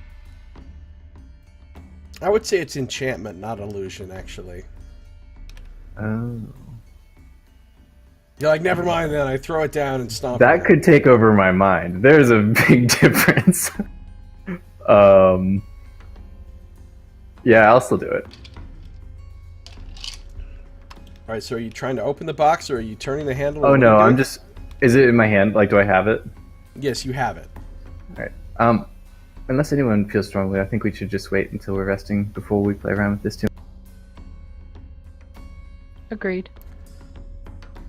Sardick, as you look at it, you recognize the design as some sort of clockwork of a type that is often designed by dwarves, but this, you're sure, is not of dwarven make. It looks to you like the type of mechanical or clockwork device devised by gnomes. Can I make an Arcana check, I guess, investigating it to see what its purpose might be, if that's even something I could...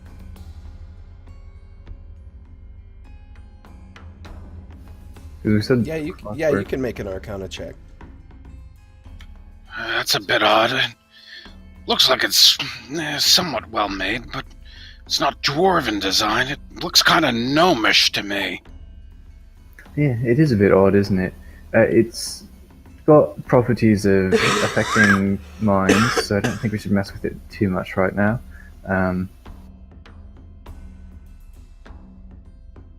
Yeah, you don't really glean any insights from examining it, Roscoe. Alright. Yeah, I think we should just hold on to this for now, unless anyone feels strongly. Fair enough. It's With your ability to appraise things, you do think it's probably worth a good 20 gold in and of itself, just because of its, fine construction. So yeah, just write that down somewhere, that you have a gnome box worth 20 gold and some sort of magical property that you have yet to determine.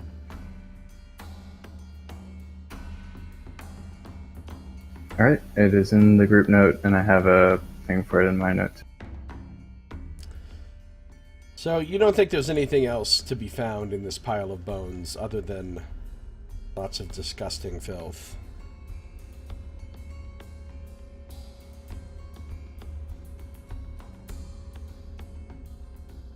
Yes, I know. That gnome box being in here made some of these bones rambunctious. Rambunctious. Well, does anyone want to take a stab at what's going on with our tiefling friend here? I don't think anybody wants to get close to that now. It doesn't have any legs, so... Yeah, but the rest of it might come alive and just beat you senseless. I mean, it's tied up. Well, okay, so here's the thing. I think there's a way I could read what's written on the wall here. It just depends how much we care. Because I know you all don't like the way that I do things sometimes. That. Actually, now that you look at those two femurs that attacked you, and you look at the size of the rest of the skeleton of the tiefling on the wall, you think those might have actually been his legs. Well, you don't know it's a... I guess you do. If you... Well, how many people really know How wide about are bones and its stuff to pelvis? analyze the pelvis? Yeah, like... It just seems like a They male look skeleton like to you. the right Did you, size. did you just assume those bones' gender? But yeah, you think it's a male skeleton, and you think those might have been his legs, actually. Well, I think he had restless leg syndrome. Don't get any closer. Oh It's no, his you legs. did not. Nice. We need help. So Katrin says, what do those words say? I don't even know what language that is. It's not anything I understand. I don't know. It looks like Elvish that's been written by demons or something. Demon Elvish.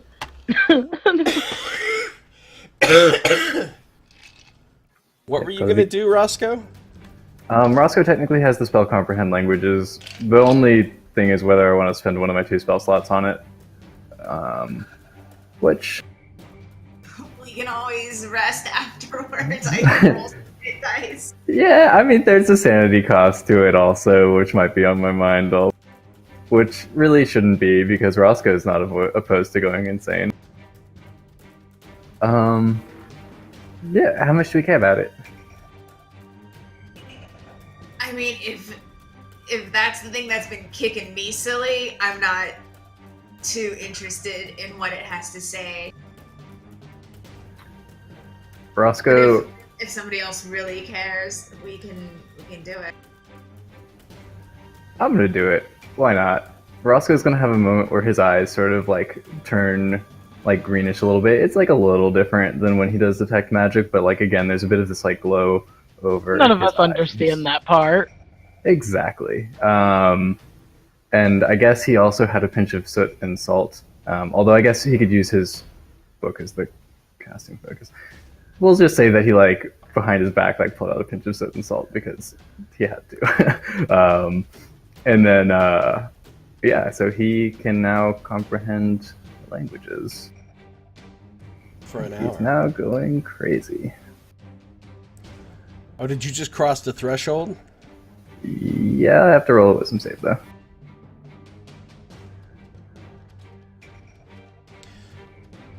Alright, well, as soon as you do I that... did not. Oh, good. Not crazy. Yet.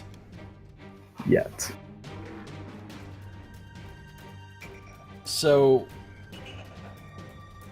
you can now read it. It says, "Talk to me."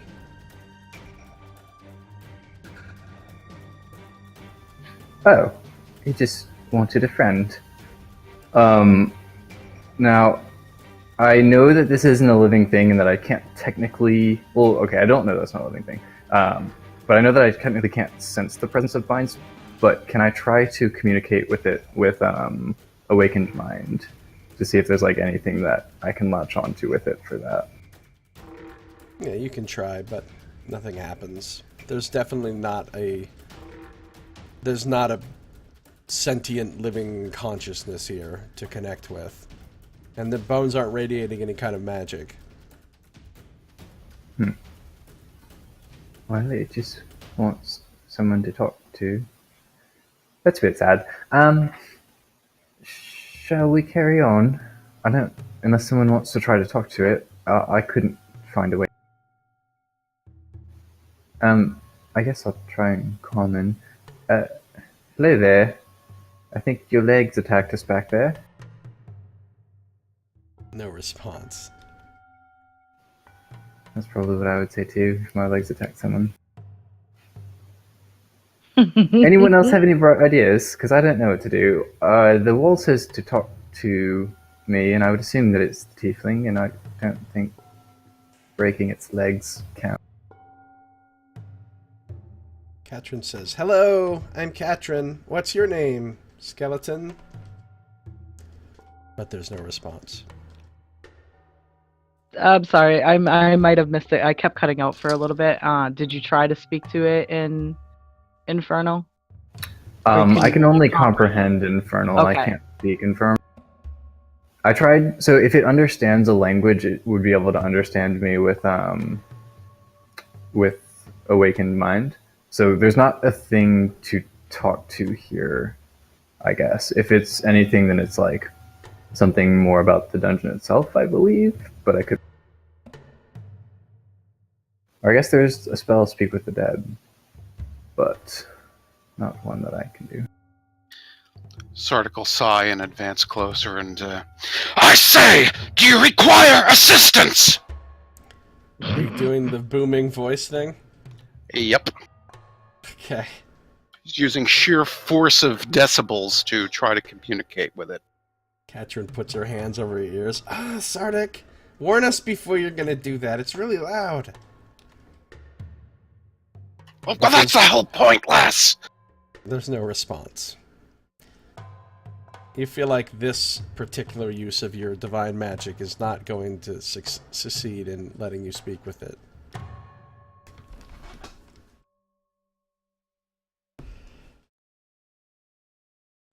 I don't know, these skeletons around here are so stubborn. Stubborn.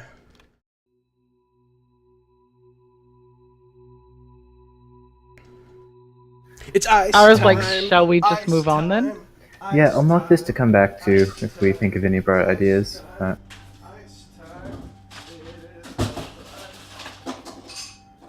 Also write a translation of it so the map is a bit more complete and we don't have to try and remember.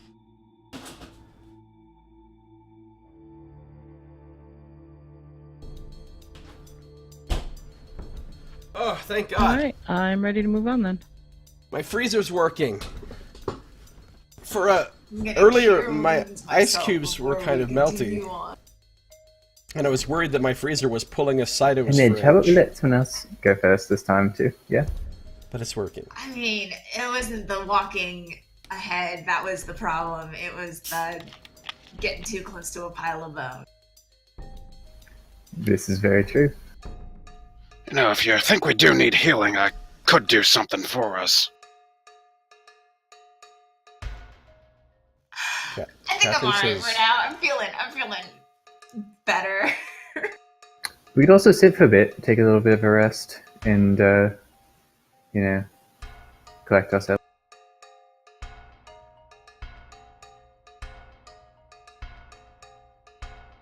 Katrin says, how long is that blessing thing you gave them gonna last for, Sardick? The divine aid, yes, that lasts for, probably about 8 hours or so. It's probably only been a half an hour since you cast it. We couldn't take a break then. I would not be opposed to that.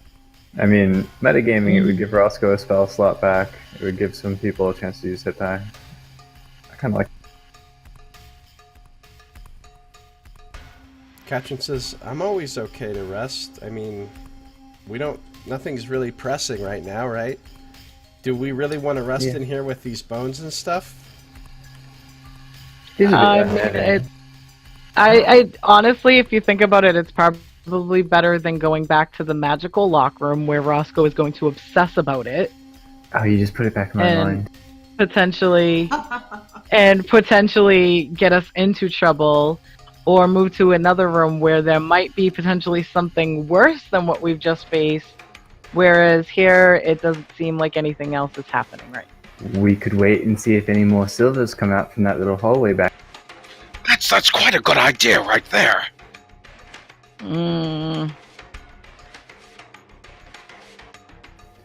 If we stay Yeah. in here, I will keep an eye on the bone pile. If it starts getting all magic-y again, I will let us know and we can... Well, I'll go sit down there so I can keep an eye on that door to the south in case anything comes through there. You guys can sit where you want.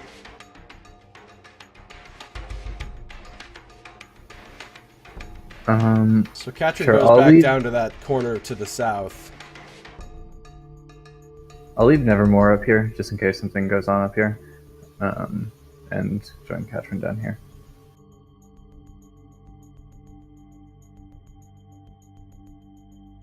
Where's I was everybody else gonna hang sit in out? this corner. Ooh, right across from the bones. I'm gonna keep an eye on them. Sardick will stay by the tiefling and continue to try to speak to it. Midge is gonna move by that top door and just kind of be listening. Alright, if you listen at the door, you can make a perception check again.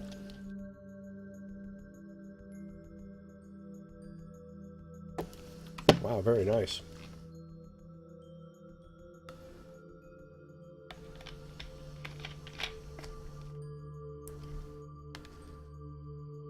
However, you don't hear anything. That's a relief.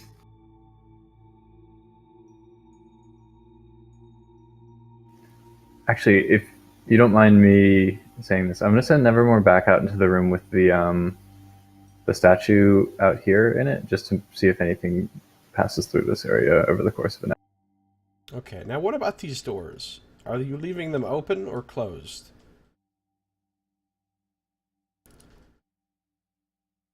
Probably closed, actually. So yeah, once Nevermore goes out there, Roscoe will close these doors behind him. Okay.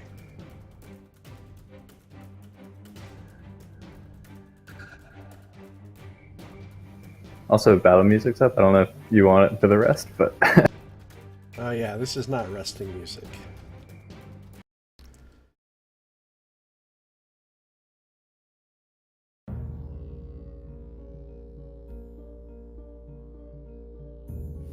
So, is anybody spending any hit dice during this rest? Yes. No. Katrin will. Hey. Yeah, Sardick will do one as well. Perhaps two.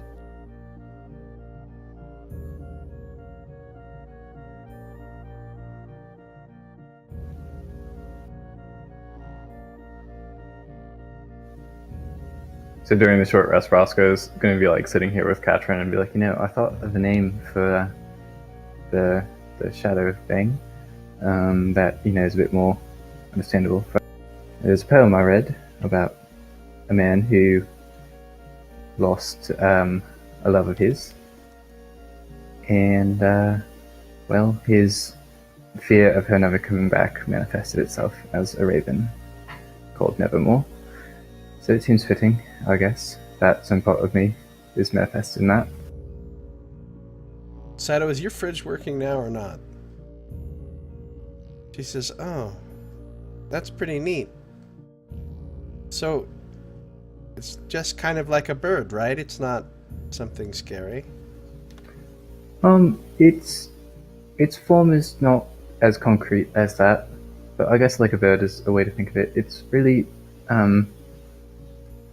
I think it's a part of me that has always existed, but I'm more in touch with it now, and it's taken a form here with us. Alright. But it's not something bad, right? It's not like a curse, like what I have. I don't think so. It really does just feel like an extension of me. Like right now, I can communicate with it. I can see through it. I really don't think it's a bad thing. It's definitely a different thing. Never heard of it before, but maybe this is actually what the poet was speaking of. Maybe the same thing was happening to. Well then, I'm sure it'll be useful. If you don't think there's a reason to be afraid of it, then I won't either. I don't know what to think down here, but I'm not afraid of it. And I need your help as much as you all, I think, need mine. I think it's a good thing. I think it'll. So how'd you learn to fight that good? Oh, I went to a fairly preppy school where fencing was common. And it's the only sport that I excelled at, so I just did a lot. I can't believe you learned all that in a school. Yeah, I mean, I was pretty natural at it, I guess. And my dad always wanted me to do sports, and it was the only one that I found like delicate and intelligent enough compared to other brute sports. It definitely kept me occupied. What about you? You're not so bad with the knife yourself? Well, I learned a little bit in my younger days. She seems to hesitate and looks away. I don't really want to talk about that, but honestly, I can't take credit for most of it. Most of it comes from her. Now that her spirit is bonded to mine, I don't understand how it works exactly, but I have some of her in me, I guess. And it does help me a lot in battle. Now, don't take this the wrong way when I say I don't believe you, but I don't think Valgara would move with the dexterity and grace that I've seen you move with. I wouldn't give her too much credit. Well, I ran around on rooftops a lot when I was younger. That's fair. We all do what we do to get by.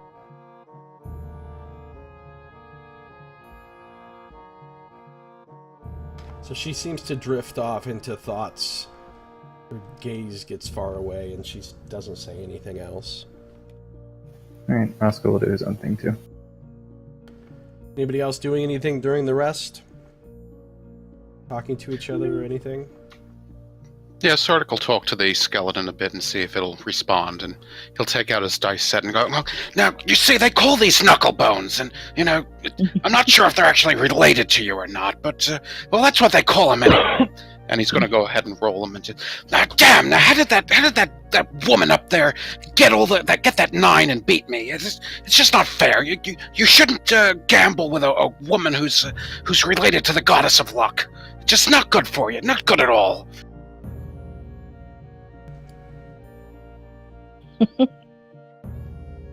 I'm glad we had this chat, you bones. Even though your legs are over there and hit us, you know, you're not all bad.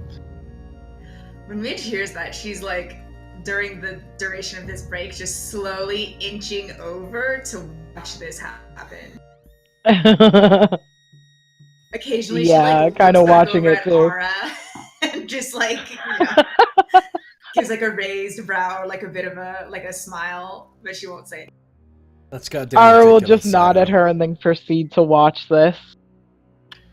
I mean, you think I would have had some good luck. I tried raising someone just like you. He had more meat on his bones, though, but that's what I was trying to gamble for, but you just outrolled me. Just completely outrolled me.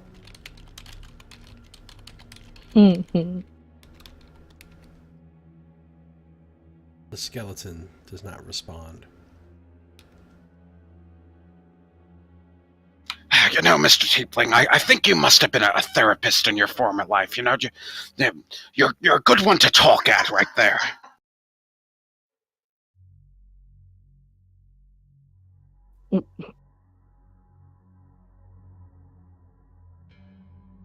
Why, thank you. I'm the skeleton.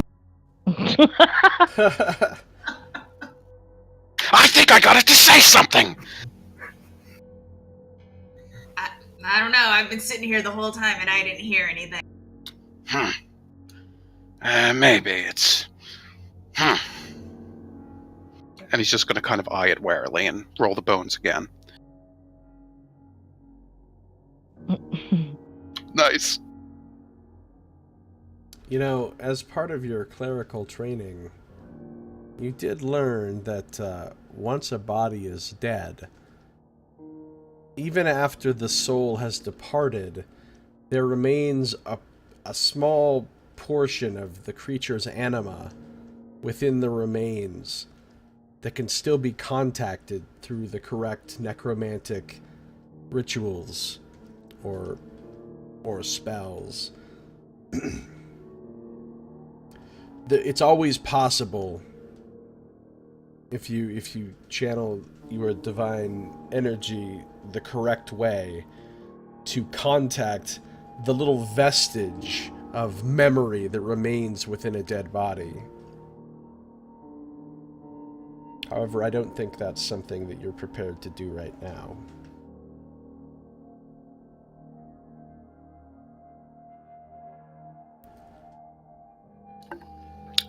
Interesting.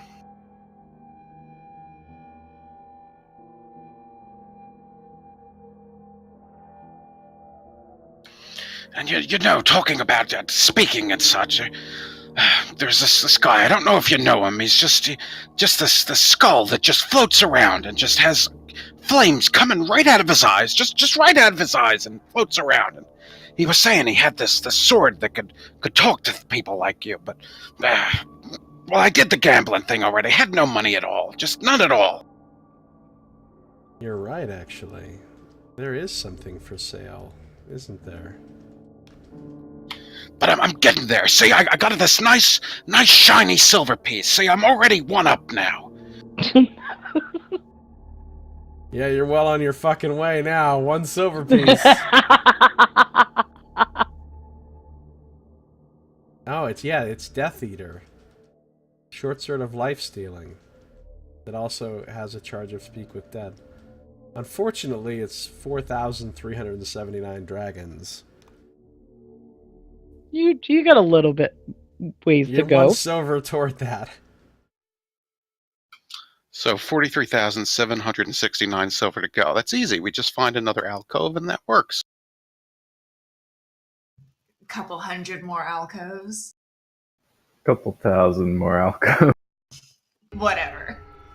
The cool thing is that sword recharges when one of your allies dies. So if you had that sword and you'd already used it, it would recharge when Midge died. Lovely.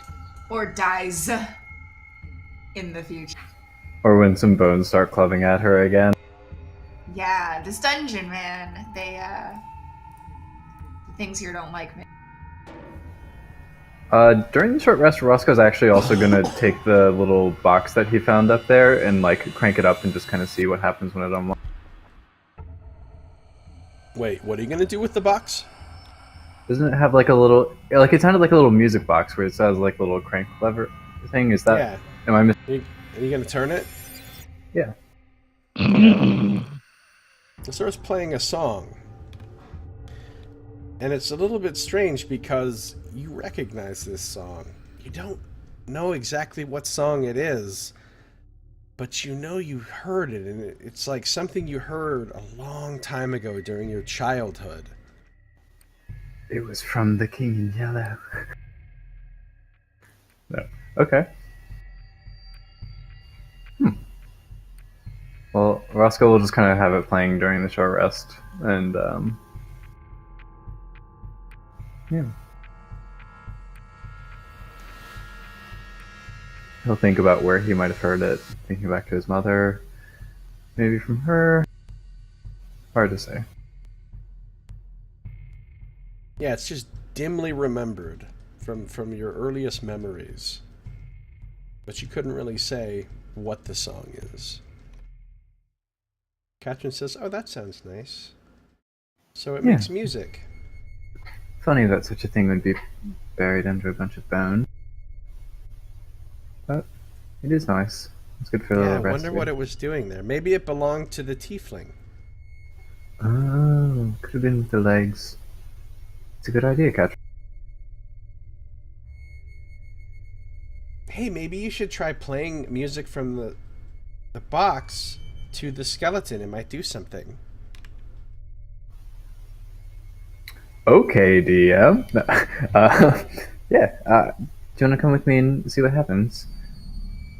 Nevermore's off watching that quarter. We don't really need to watch it. So Yeah. She looks very excited at this possibility.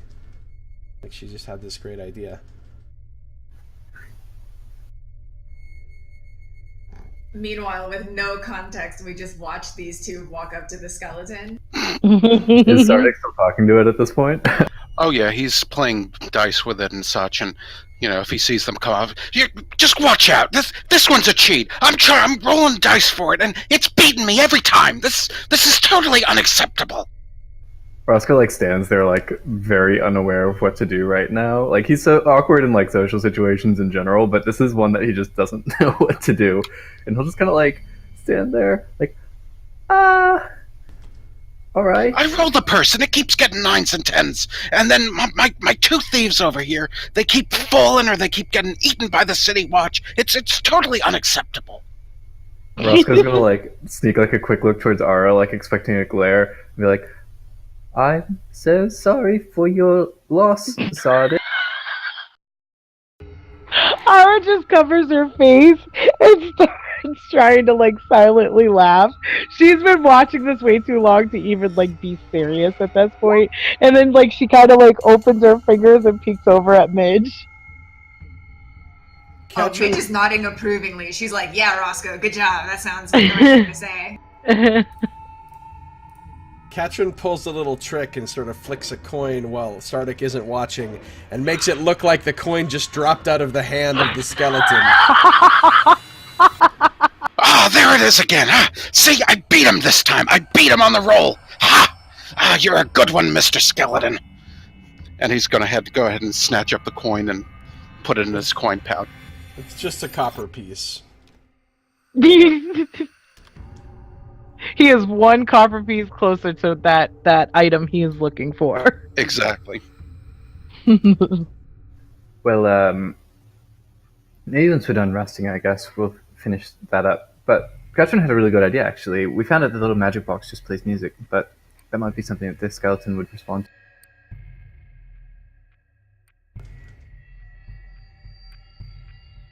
Yeah, it might work. Nah, that's true. I don't know how much money skeletons generally have, but I can't imagine it's more than a copper piece. Yeah, and he'll go ahead and pack his dice set away. Yeah, you've cleaned him out. So, unless anyone else wants to do anything before the short rest ends, once the short rest is done, or whatever mechanically that is in game, I guess, Roscoe will try playing the music box for this. Alright.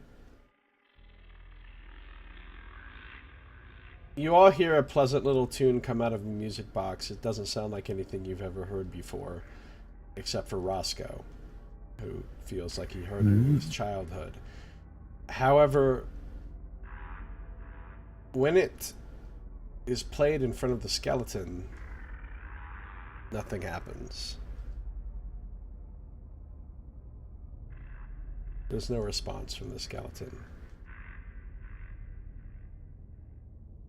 Oh well, it was worth a shot, Katrin. It's a good idea.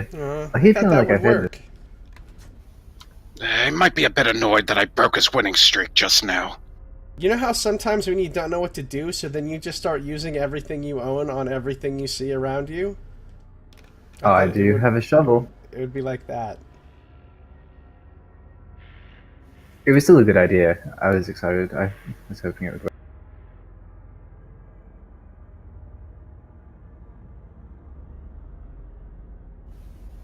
It was Roscoe. worth a shot.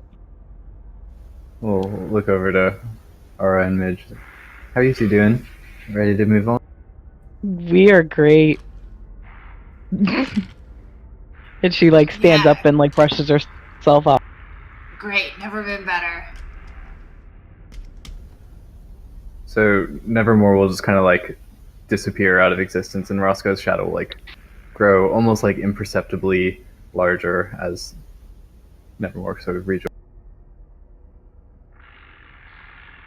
Okay. Shall we carry on then? Everybody's looking a lot better now. I'm glad we took that rest, Katrin says.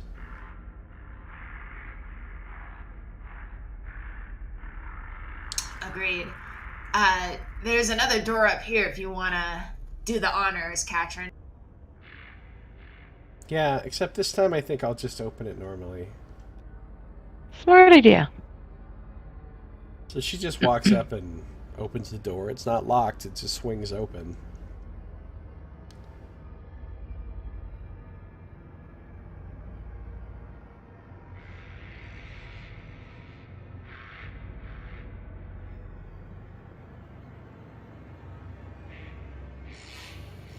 A lot of people die down here, don't they? Yeah. So, Midge just turns around to look directly into Roscoe's eyes and says, yeah, they sure do. Oh, I didn't mean anything by it. You're not a skeleton. You look much better than a skeleton. so you I see mean, a small I got one of room. those underneath all this skin.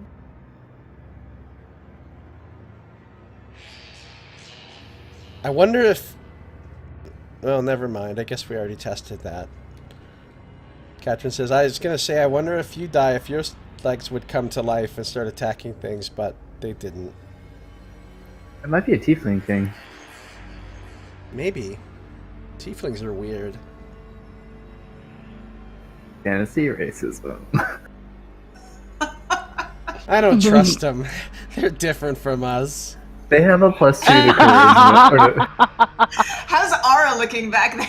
I know! I was like, excuse me? Hey, Until there's tieflings came along, Drow were like the most like racially profiled race. I don't know. That one wasn't a bad sort. When I beat it at dice finally, it gave me the copper that it owed me. So that was quite decent. Hey, Enigma, good to see you. How you doing? Sure. So, this room. In the room, you see 2 stone pillars with a 10-foot wide arch between them, supporting the 20-foot high ceiling. Near the base of each pillar are 2 skeletons. Skeletal remains of some sort of humanoid creatures. They don't quite look like human skeletons. The shapes of the skull are quite different.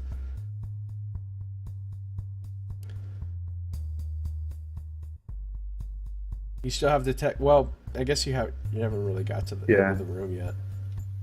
I mean, I'll relight it up as per. But you see another door to the north, and you don't see anything in here. Does it look safe, Midge?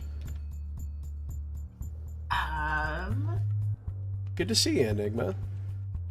Well, something's killed 4 people, so I don't know how safe it could be. Well, I mean, there was also I'm a pile safe. of bones in that other room, yeah. And It's clearly all- not safe. I just don't want to fall in another one of those pits. That was terrible. Yeah, I think anytime Midge does a perception check, it's mostly just to make sure there's no, like obvious booby traps. So, who's first in this time? You? So Katrin just walks in. Oh, okay. I'll do second. This one. Oh, third. Damn, I still have to do first another time, don't I?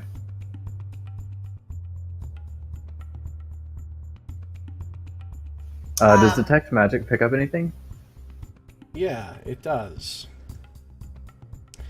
There is a lingering aura of wild magic that can be perceived in between the 2 pillars, kind of filling the area and the archway between the 2 pillars. Well, that's concerning. There's sort of between the pillars. There's almost this sort of like wall of weird magic. It's not really of a school that I know. It's just kind of rainbowy how it looks. Do you think that's what killed these guys? It's quite possible. But wild magic. I guess how much does Roscoe know about wild magic? Because it's not like one of the traditional schools of magic. Make an Arcana check. 10. That's enough for the basics. You understand that typically wild magic is like a leftover sort of artifact of when some other kind of magic gets damaged somehow. If there's some sort of magical cataclysm, like the spell plague, or like when Mister was murdered, or the time of troubles, or various sort of realm-shaking events that actually damage the magical weave itself, leaves behind pockets of wild magic, and it's extremely unpredictable. You never know what wild magic is going to do. I would strongly recommend we leave this room. I really don't like how that sounds. What kind of skeletons are these? Can we tell if they're like human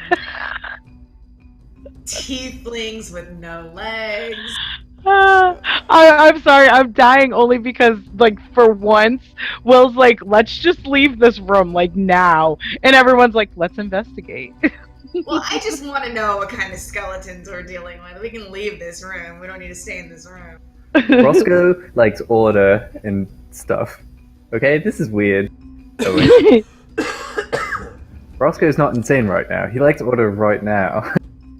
Anyone who wants just to inspect the skeletons can make a nature or medicine check.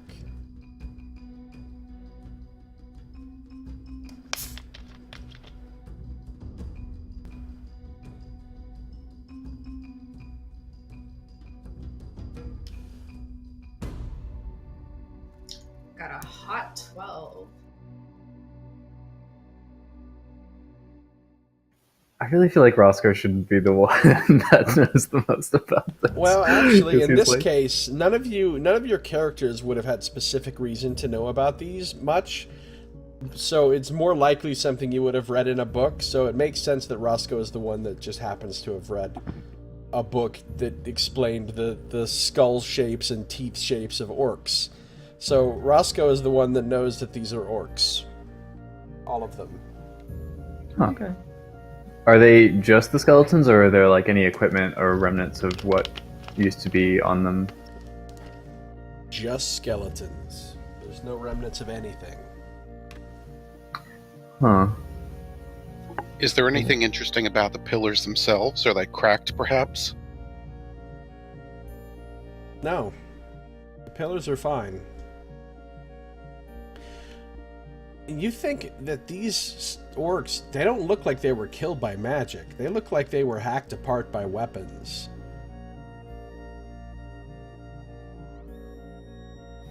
Okay. I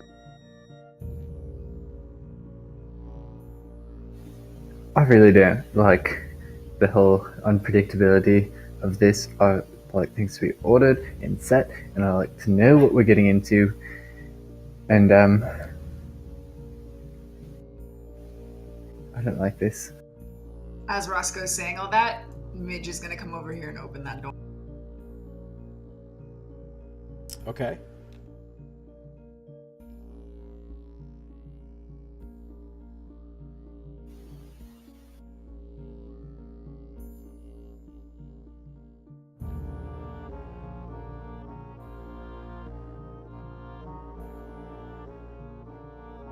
So I've opened it on the dynamic lighting layer. You see it leads into a little passage, a little hallway that kind of curves around. Katrin says, well, I don't see any reason for us to linger in this room. I mean... Yeah, we should keep moving. Yeah. Enigma Soul says, always investigate everything. It's the first step toward honoring the adventurer's motto. Take everything that isn't nailed down. If it can be pried up with a crowbar, then it wasn't nailed down. I respect that, but when we're talking about magics that are screwed up in that regard, I don't know. Let's just take the whole archway with us. And we can like throw it at people. Let's take the pillars, Take the skeleton. bones into a bag. Yep. Especially their femurs. Those hit pretty hard.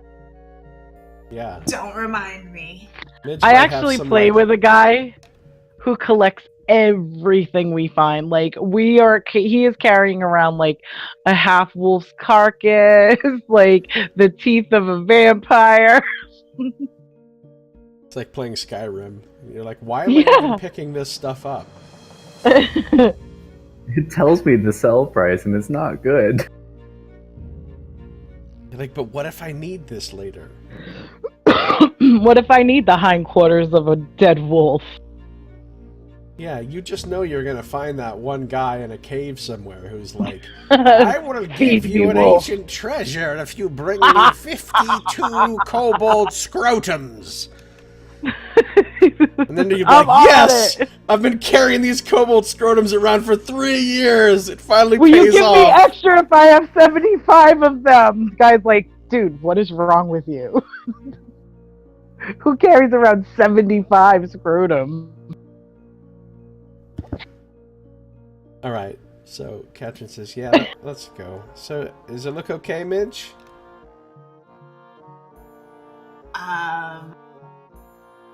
Does it look okay? Looks okay. Looks okay, Katrin. Well, let's go.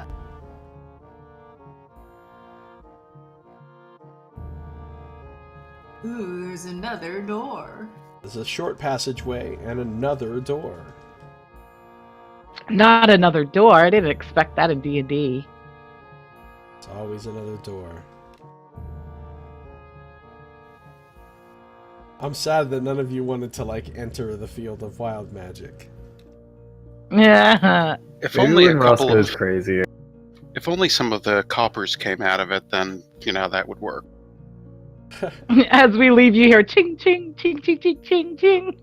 It's a portal to the mint of heaven. Nice. Alright, so what are you doing at this door? Anything special?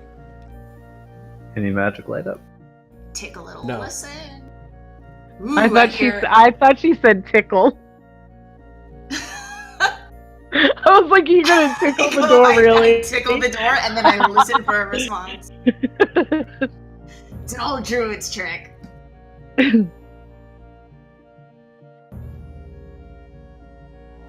Do I hear anything on the other side?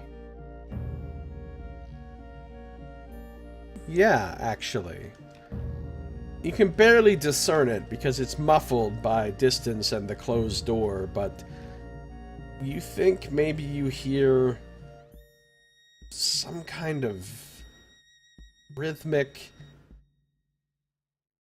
chanting in like high-pitched voices, but you can't actually distinguish any actual specific words or anything. And it's very, very quiet.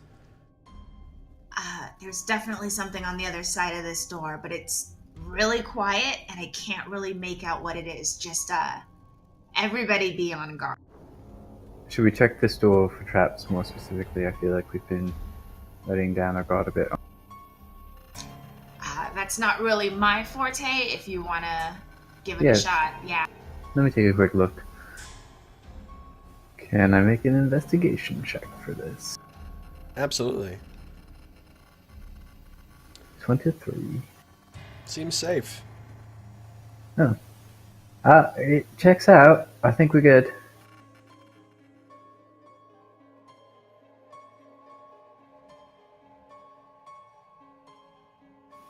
So now what? Midge will open it. Okie doke.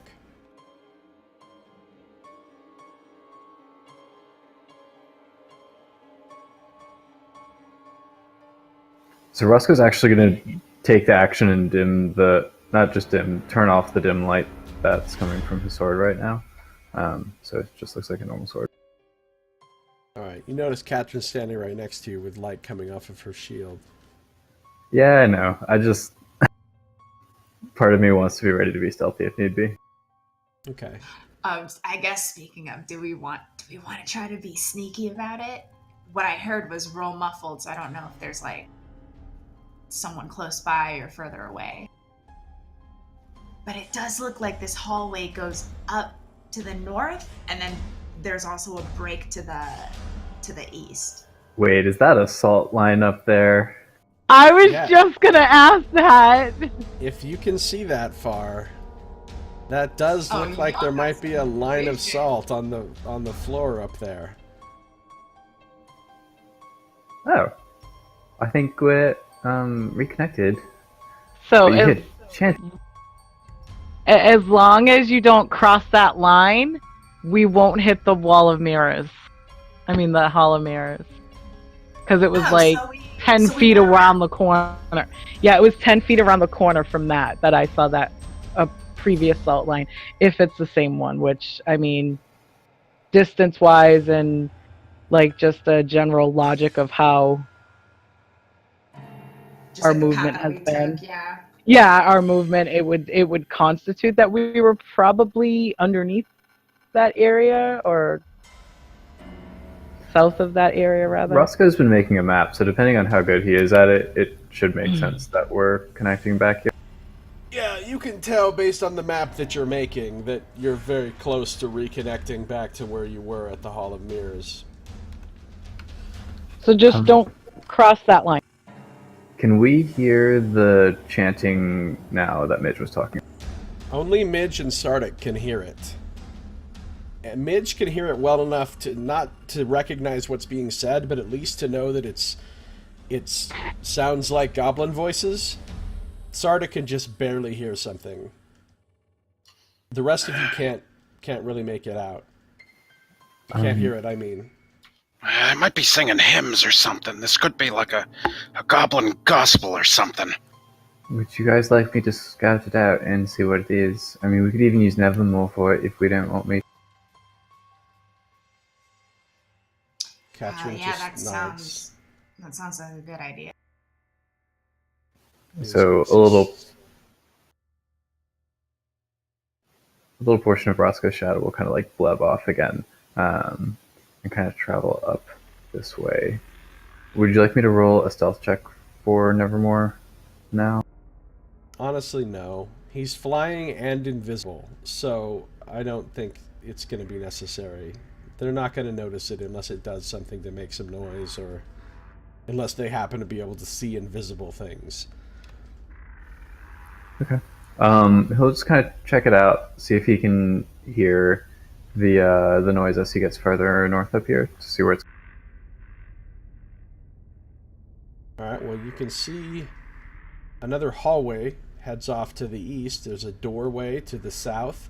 There's an opening into another hallway to the north, and then there's a much wider opening into a wider area at the far end. And Okay. now you're hearing through Nevermore also, right? Yes. So you can hear what sounds like a sort of a discordant chanting. It doesn't sound like a lot of voices, but it sounds like more than one voice. And it sounds just like the goblins that you've heard before.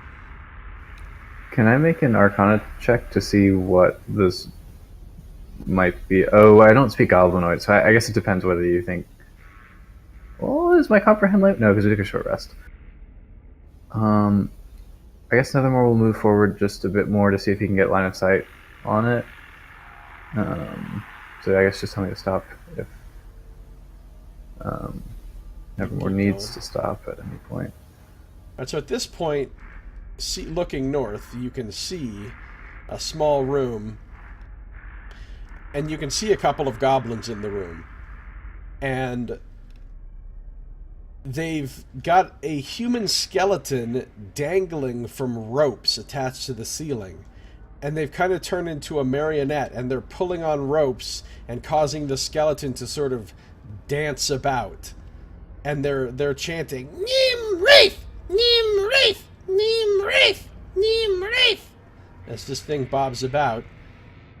And they seem completely unaware of their surroundings other than this little game they're playing. Okay, and then Nevermore can also see what looks like another bugbear up here. Is that correct? Yes, to the northeast you see the remains of a shattered statue. What would have been a very large statue that's been broken into many pieces. And next to this is another bugbear, like the ones you've seen before. And the bugbear appears to be trying to put the statue back together. And is also completely unaware of Nevermore's existence. So Roscoe will snap out of it for a second and look at the group and say, well, he'll recount the things that you have said, but also say, I think we could get the jump on them.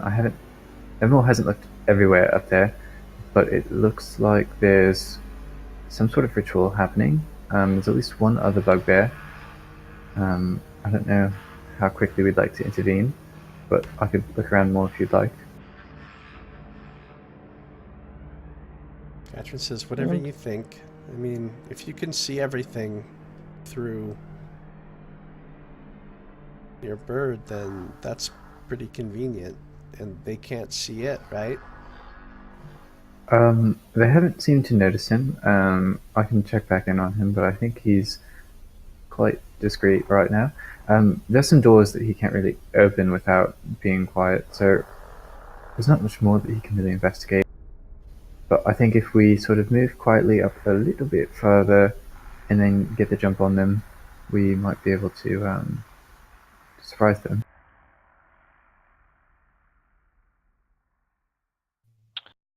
Or I could just peek through the door and blast the fireball and be done with it. Unfortunately, there's not really a great line of sight on them. You'd have to... So the hallway goes up a little bit and then makes a turn to the right, and then it goes up again, and then around a corner a bit to where you'd have to throw the fireball, and then the bugbear is a bit further away even than that.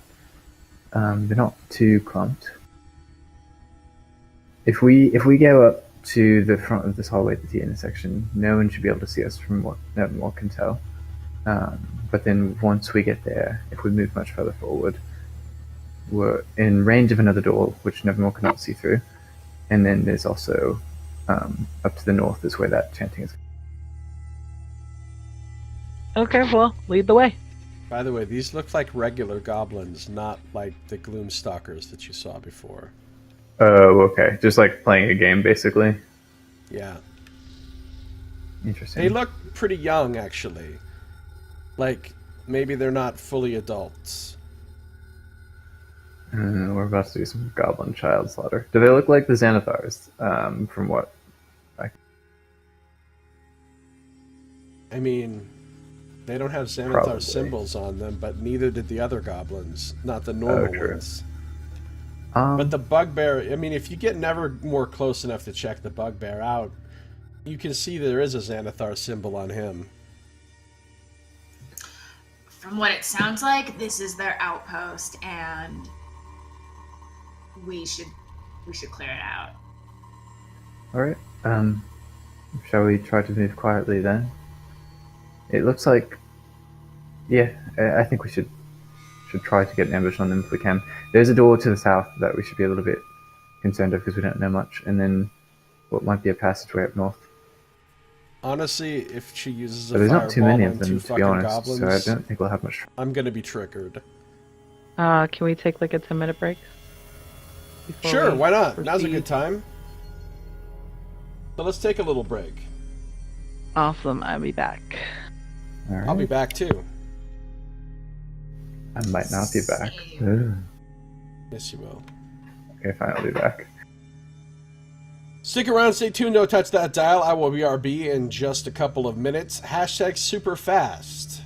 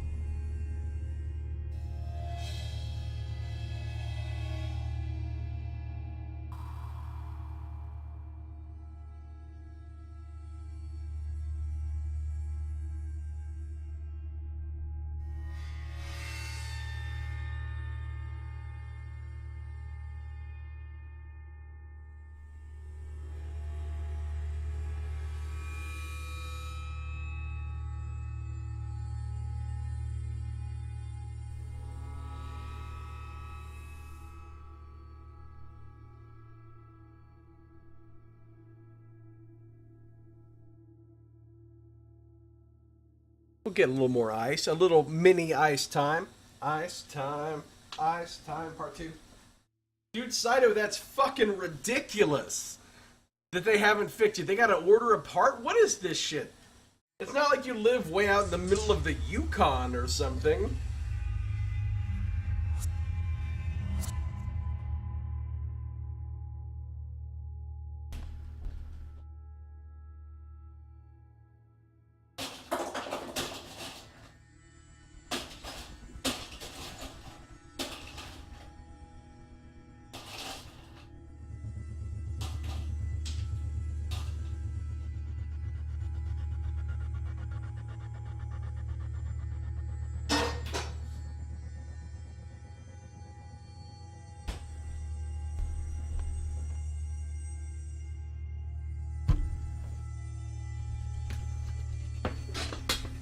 Murdering baby goblins with fireballs. I mean, they're not babies. They're like adolescent goblins. They're like snotty teenage goblins. They're child soldiers, essentially. So, you know, it's not as bad as just coming in. I mean, they have weapons, so they're not like complete non-combatants or anything.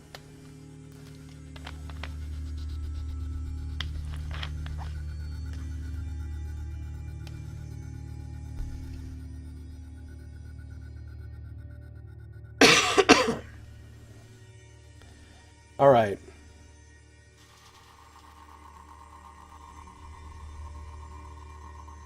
So tired of warm drinks. Yeah, man.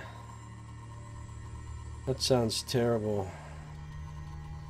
I mean, just not being able to refrigerate anything. That's nuts. That's like living in the Dark Ages.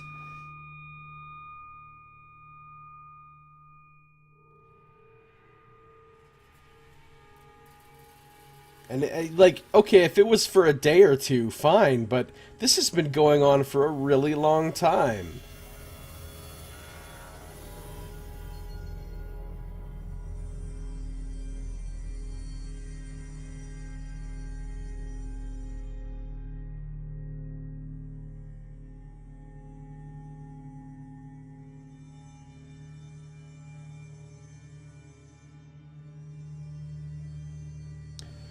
A nice thing about where I live is it's basically, not basically, it is owned by the government. And they have to conform to all sorts of government standards and stuff. And so I have a 24/7 emergency maintenance line I can call. And anything that goes wrong in my apartment, if anything isn't working or there's any kind of problem, I can call them. And they get here quick, and they can always fix anything, and I don't have to pay anything for it. It's all covered as part of my rent. It's pretty awesome, actually.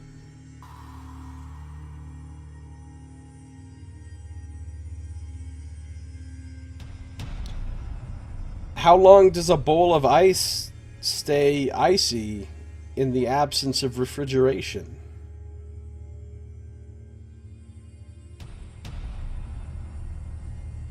Where are you getting the ice? Are you just going and buying ice and then bringing it home? Because you can't make ice, right? Or do you have a freezer that works but not a fridge?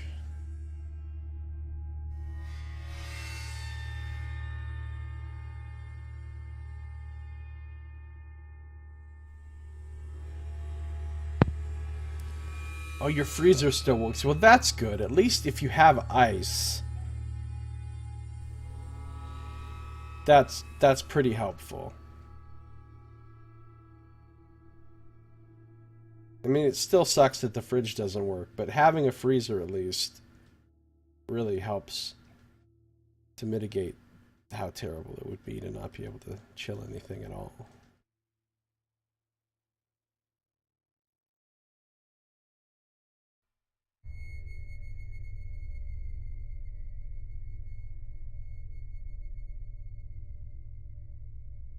It's crazy how we're so used to certain modern conveniences that it's hard to even imagine life without them.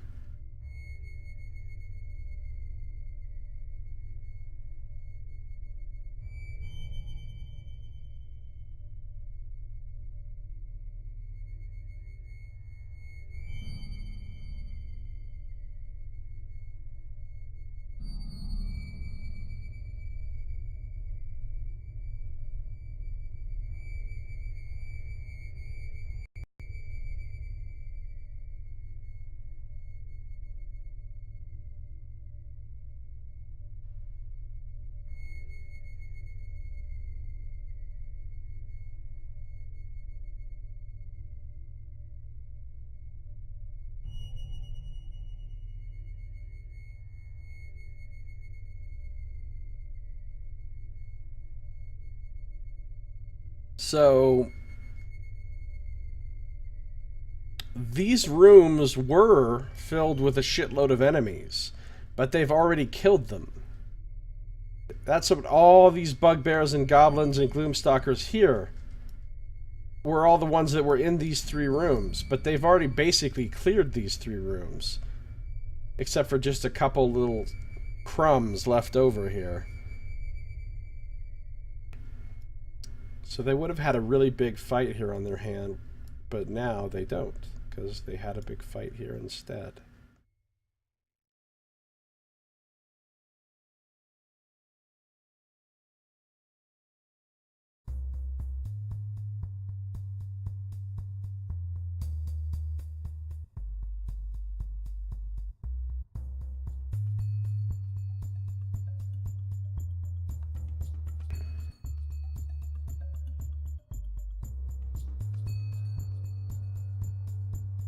So when are we playing your game, Saito?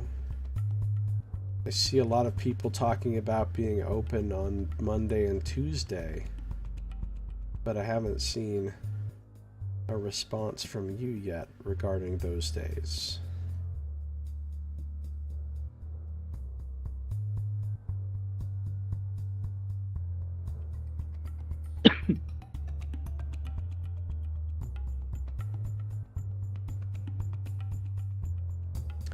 So who's back? I am. I'm here. Oh, everybody's back. Great. Let's keep going then. What are you guys doing? So we sneak up, and we have half our group coming in from the left, half from the right, and we do a pincer maneuver, and then we smash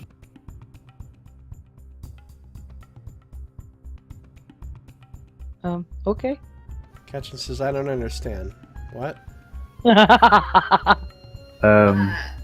try the first part first and sneak. Okay, we can do that first. See how well we do with that.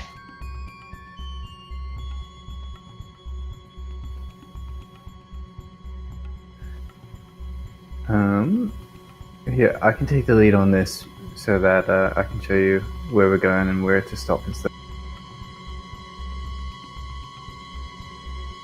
So, Josiah, would you like us to make stealth checks now, or what? Sure. I mean, tell me exactly where you're trying to sneak to. So, Roscoe's first step is to lead them to right here, and then around the corner will be the next step. So I mean, in my head, up to the corner, nobody needs to make stealth checks. As long as you're not doing anything specifically loud, you don't need to make stealth checks, at least to get up to the corner. And the next step would be to sort of right around this thing so that we could... Alright, yeah, you can make a stealth check to get up to that corner. With advantage, So, because the goblins aren't really paying attention and they're making noise themselves. Roscoe will kind of wait. Obviously, you'd have to have your light off. Yes, right now his light is off. And Katrin would have to extinguish hers as well, which means she would be completely blind. Katrin, could you maybe stay a little bit farther back from... right now. I guess it depends how close we want to get. I guess I'll come back to discuss. Yeah, no, she didn't just stay in the back and then stay. Don't cross the corner yet. You know, she can like Well, I until can she just. hears combat. I can. She can extinguish it and then like reopen it when like someone can be like, okay, now like we're gonna start fighting. She's gonna need to see, but until then, like Yeah. someone can probably just lead her. Maybe I'll just turn my light off and then I'll just walk behind you and like hold on to the back of your shirt or something, and then you tell me when it's time to go, and then I'll turn the light on. I'm pretty sneaky, so I think I can move quietly with no problem. Okay. Roscoe will move up to here and kind of like wave everyone up to sort of behind where he is as sort of like the safe positioning. So she's literally walking right behind Roscoe, holding on to the back of your whatever you're wearing. I guess just the back of your backpack or something. Yeah, he's got a pretty big backpack. So then stealth check to make the next corner. Yeah, go ahead. But with advantage.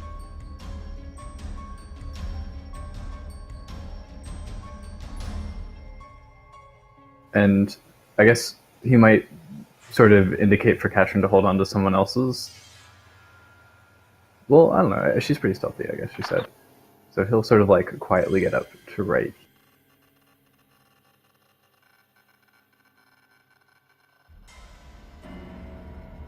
Yeah, she's good. So, who else is trying to sneak up to this point? I mean, yeah. Can Roscoe have an attack ready for if they sort of run around this corner to investigate? He's ready to just attack.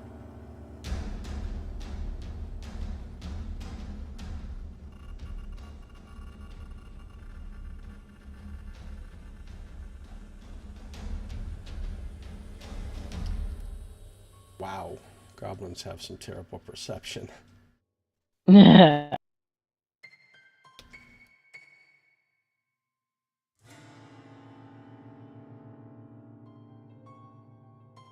So far, everybody's there with no problems.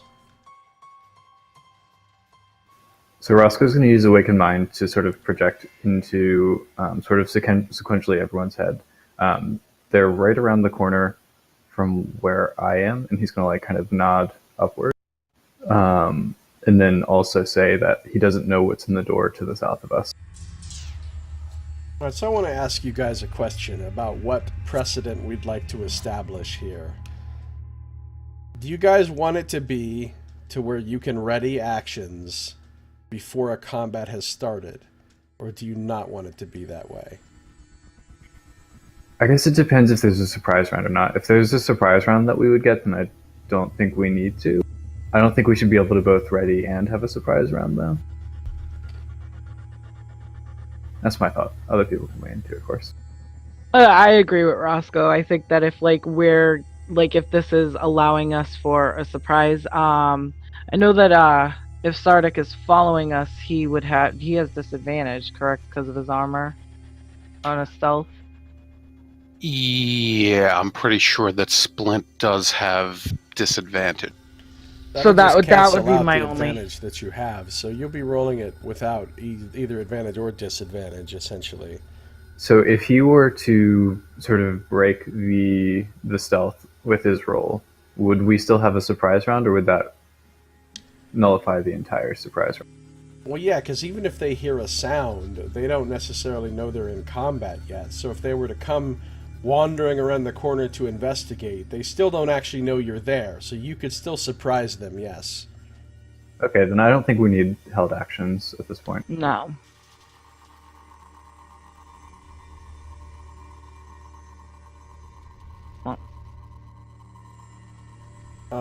Yeah, so... Did you make a stealth roll, Ara?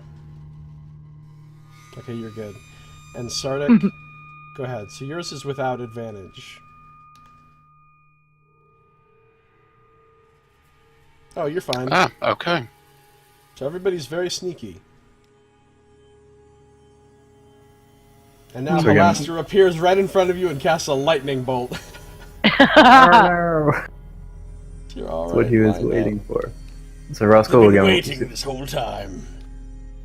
He'll communicate that there's the two goblins north, and then the bugbear is forward and further north. And he'll say that he's going to go forward one more step. But when we're ready, just run around, basically turn the corner and attack, and be ready for something to the south if need be. Is everyone good with that? So, just real quickly, is this a different hallway? This area here? Yes, that opens up into a room that we can see one bugbear in and nothing else in there. Okay. And I'm actually going to fly Nevermore up a little bit further up here, just to keep an eye on here. And then, just so that you know, I'm going to try to basically, when they're not looking, sneak across and be kind of like hiding behind this corner from the bugbear up there. Okay. And then when you all are ready, you can just basically turn this corner, and there are goblins here. She just says, remember every time we've killed a bugbear what happens, so be careful. Roscoe kind of like nods to that. All right, And then so also, if you're initiating hostilities now, you guys can just take a surprise round if that's how you want to do it. I would like to try and move Roscoe up to around this corner here, so he's still hiding from the bugbear, but closer. Okay, both the goblins and the bugbear are distracted with what they're doing, so they're not really paying attention. So you're able to do it. I mean, you have to make another stealth check, but this one without advantage because you're moving kind of across some open areas. Alright, so then I guess your decision on whether that starts it or not. No, they didn't notice you. Alright, Roscoe can no longer see any of you, so he can't start it, but when you guys are ready, you still have the...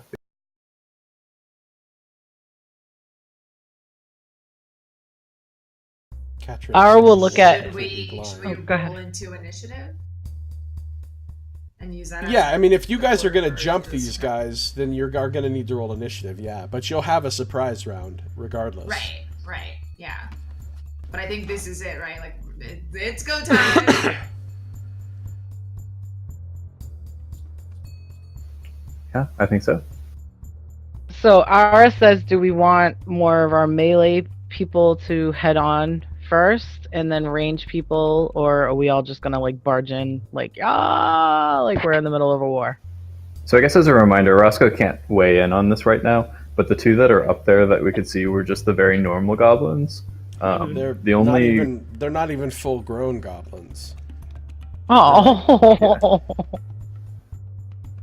So those do we ones... really want to go they kill have- these? They have weapons, right? They're not unarmed, but they're clearly not really adults.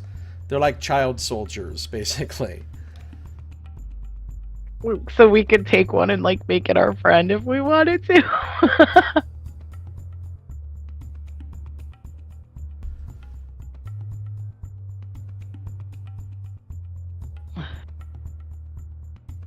Something looks a little bit off about this bugbear, too. He seems kind of... like he's just not putting all there. together... He's putting Kinda together the mumbling statue. to himself, and he's like taking the pieces of the statue and trying to organize them and lay them out, but there's just something about the way the look on his face and his movements that seems a little bit like off. Like, Like he's partially retarded. yeah, I mean, like, So, let's a just say if goblins had to go to school on buses of various lengths, He would be on the shortest of this all short. bugbear would definitely be on the shortest one. Lovely. And with detect magic up, this isn't an illusion. No, you see no well, the pieces of the statue do radiate magic, actually. Okay. I'm will not sure look what at that. kind of magic. Hold on, I'll tell you. enchantment. Like, what if this is like the two skull hunters family? Like, Oh, we were told There's to a eliminate the Xanathars, and this dude up here at least has the Xanathar symbol. I don't know. If we're having second thoughts, Roscoe's a bit far up. You all can have him, but he's like ready and waiting for something to happen to attack. I mean, they're all well, I mean, if you armed. see that he's Realize mentally retarded, would you actually attack him? I mean, What's up, Warchug? How Like, you doing? he's attack probably like a Sardick. bug. He's probably like a bugbear mixed with like half orc. There's some like genetic ill reasoning going on. This bugbear is a little bit autistic and a little bit artistic at the same time. Roscoe is waiting. I will leave it. Are we rolling into initiative or what's going on? I think we were moving forward and trying to decide what we want to do. Because I mean, like, as far as like us four right here know, they're harmful, evil, monstrous beings that are going to kill us at first sight. But like, we get up there and they're like skipping around, jumping rope, and we're gonna be like, probably shouldn't have thrown that fireball. They're like weaving daisies together Yeah, and stuff, and like braiding each Lovely. other's hair.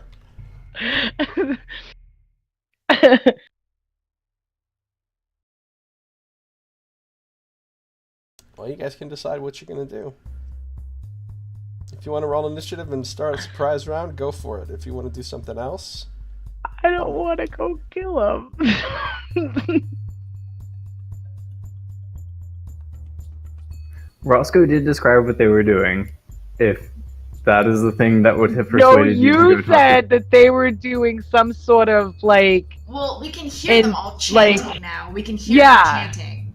Like, we know But yeah, that's the happening. two in the room. But the to way north that of he you are- described it is that they were doing some sort of like seance, whereas like they're literally like a bunch of like young conveyed goblins what the playing DM a told me. game. Here's the thing. If the bugbear is wearing, like, the Xanathar Guild patch, Midge is taking him out. That's where she was heading. So, y'all can... Well, I mean, at this point, we don't know. So, like, I mean, either we're gonna make a move or we're just gonna So stand here and she needs continue to She discuss. needs to roll initiative and get in there. So she can see. He's saying that it's a surprise round, so there is no initiative right now. So if you're gonna make a move, make your move. there is now. No, initiative, we're rolling even on a initiative, surprise and then round. we're using that for the surprise round. Yeah. Yeah, that's do what it. I'm Roll, Oh, everybody, okay. go ahead and roll initiative. Whether you're gonna choose to move or stand there, you'll still have an initiative. So go ahead.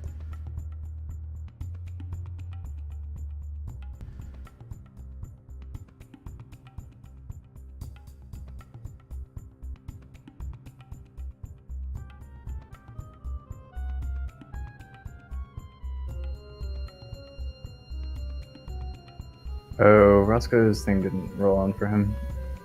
He has a 25, and Nevermore's is good. Okay, if everybody else is correct on the tracker. Okay. Well, Roscoe, you're the first person that gets to do something, so what would you like to do? And I guess Roscoe is starting this off. He's going to sort of like as quietly as possible be kind of like moving around this corner, and when he gets up 2, 3, 4, he's going to do his booming blade special on this thing. So he does not have advantage, but he will have sneak attack Oh, because of You swashbuckler. have advantage Oh, I have advantage. because this Because he's bugbear's. surprised, yeah. Also, probably under the effects of a spell. How does a 26 do? It hits. How does 20 damage feel?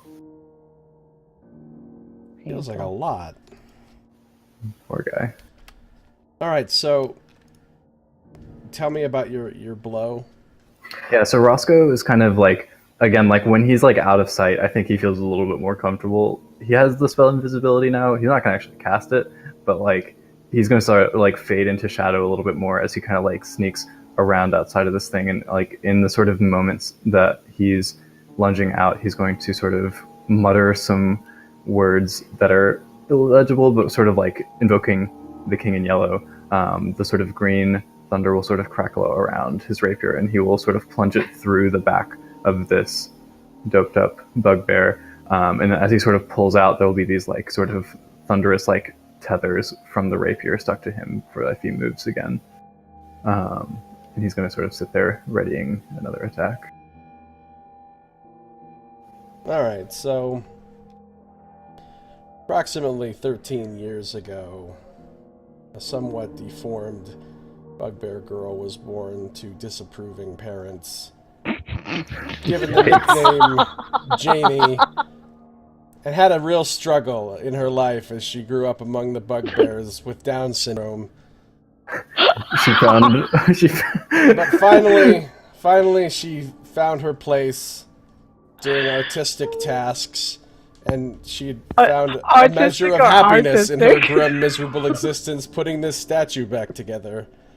And as she was contemplating in her own muddled way how nice it would be once this statue was fixed, an elven blade entered her, causing searing pain, and she howls out loud, not understanding what's going on, why she feels this pain, who could have done this to her. Tears rolling down her furred bugbear cheeks. As he gets closer, he notices the signs of Down syndrome. He's like, I should probably kill this one before the rest of the people see this. Wow. No. I found her like this. Yeah. Just topple the stones on top of her. It fell. What's up, the jumping Jawa? You really pulled some heartstrings there. So, all right, you've done a real number on this. Do I feel the far realms from her? You don't. Oh boy, not even one of the mind controlled. Monday sounds good to me, Saito, if you can. Alright, so you strike successfully and do a bunch of damage. The bugbear is now crying. Alright, so is this actually happening, or are you just messing with me? Because this is actually happening. Roscoe. Oh. Who says you're not allowed to feel bad for what you do in D&D? I am, I just couldn't tell if this was a joke or if this was, like, legitimately. I mean, he did kind of give us several chances to kind of be like, well, maybe we should go in and, like, talk it out. He was like, guys, they're young. They have weapons, but they're still kids.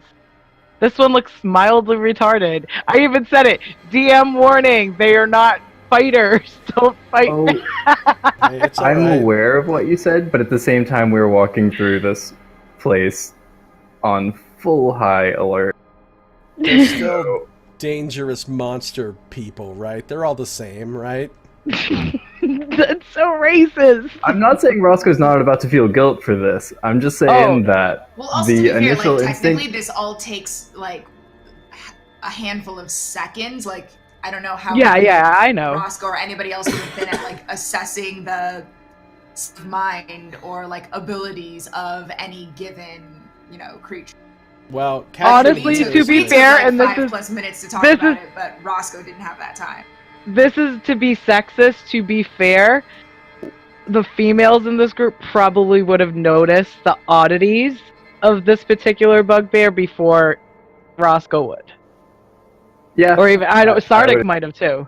I don't even think so. That's like we might have faltered for a second. Like when we get into this area where there are younger goblins, we might falter for a second and go, "Whoa!" Whereas Roscoe already had a game plan, went with his game plan, didn't think anything of the actual behavior. Where like females in general normally tend to look at like physical behavior before they take on an actual action. Like we think before acting 90% of the time. Versus males act and then ask questions. And that's often the time in most games that I've ever seen that happen. So, I mean, like, we haven't even made our moves, so we might get up there and be like, whoa! Or one of us might say it, or we might all just decide to blow shit up. No, in fairness, I'm giving you a lot of information about this bugbear that your characters might not be able to really suss out.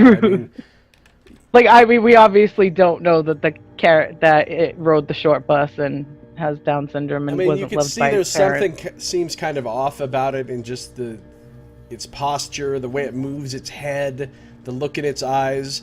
There's something clearly off about it, but it's not like any of your trained clinicians in character that would be able to, oh yes, let me diagnose this bugbear.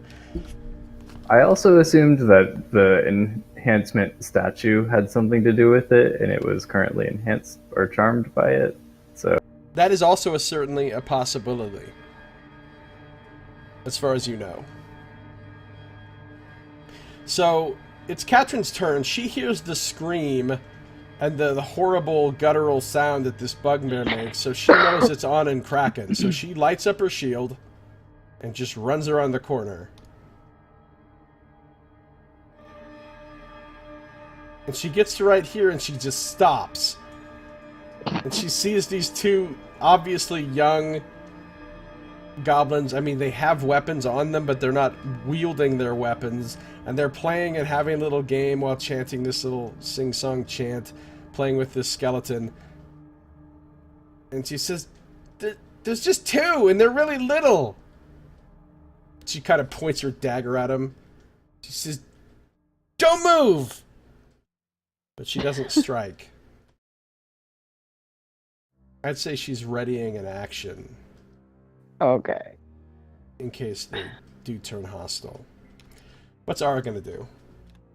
Ara is going to move up. Fireball! Yeah, I'm gonna fireball the room with two little... I speak Goblin, so I'm going to talk to them. I'm gonna say hello. And I kind of as I'm doing this, I kind of reach over and kind of lower Katrin's dagger a little so it's not so threatening.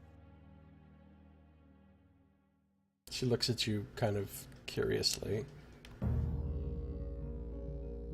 Because, I mean, they're still goblins.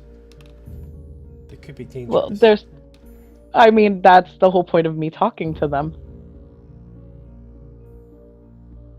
Alright, so you said hello. I'm not taking away her action. I'm just kind of making her look less threatening. So the goblins kind of both put their hands up. The two young goblins. A boy and a girl. And they go, no! You not kill! Not kill! You... No! You're supposed to be dead! Why are you here? Not kill! Well, we're not dead, and we're here, but we're not going to kill you if you're going to be nice. Alright, Sardick, what do you do? Okay. Sardick will come around the corner and is hearing all of this and is kind of wondering exactly what is going on. So what exactly does he see? You said it was Nice, like a Soto. skeleton that they're playing with? It's a human skeleton that's been rigged up like a marionette tied with ropes to the ceiling. And they were pulling on these other ropes. Of course, they've stopped doing that by the time you look in here. But there's some other ropes dangling there that looks like they could be pulled on to make the skeleton dance around, basically. And there's these two younger goblins with their hands up.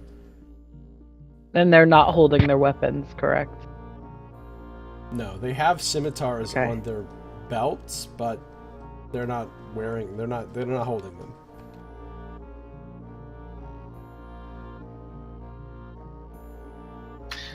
Sardick will look on this and sort of see that Aura's kind of frozen and talking to the goblins, and that Katrin's a bit reserved, and he'll know what to do here. You know, he's going to look upon this scene and say, not again. There's too many of these things going around here. And he's just going to point his hand and say, enough with you. Back to the grave. And he's going I knew it. He's going to toll the dead on the skeleton, thinking that it's going to be, it's the revenant of, yeah. He has found the master controller of what's going on here, and he's going to blast it to Kingdom Come. Oh my god, that's great.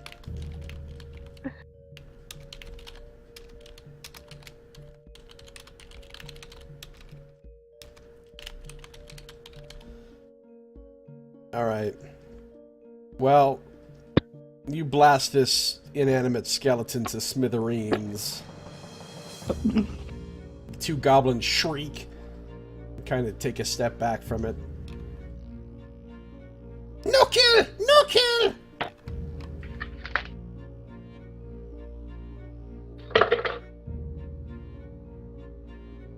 Must have been pretty wounded. It looked like it was trying to possess everyone. Should be easier from now on. And that'll be his turn.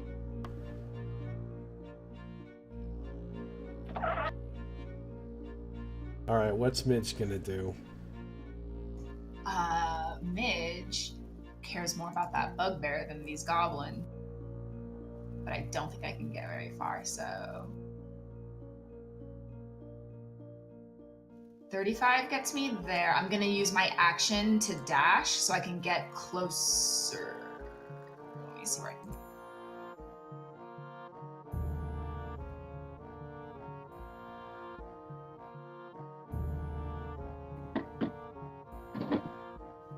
As Midge runs in, she's gonna point to Roscoe with her quarterstaff and say, knock that one out. I need answers from it. I need to know where Skullport is. And I think Roscoe's kind of gonna like turn around with like a very confused look in his face, like as this thing is just like crying and not appearing to defend itself.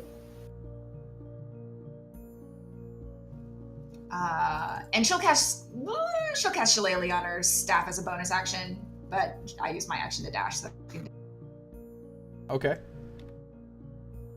Is Nevermore doing anything?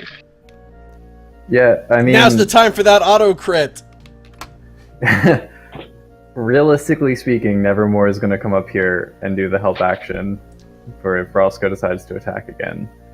Because I don't really know what's going... Well, have I heard what's going on in the other room? Or is this, like, still Roscoe and Midge is the only... Like, this is the only thing that's happening right now? Yeah, you don't really know what's going on in the other room. So then I will continue as originally planned. So now after being unexpectedly stabbed, now she's being harried by some sort of invisible entity of the far realms harassing her. She's so confused. Yeah. So my thought is that, like, when Nevermore is, like, doing the help action, is, like, whispering, like, really creepy things into their ear and, like, pulling on things in random places in there so that it feels like there's, like, a ghost behind or something, just, like, generally distracting them with stuff like that. So that stuff's happening. So she's to a bugbear. Stop!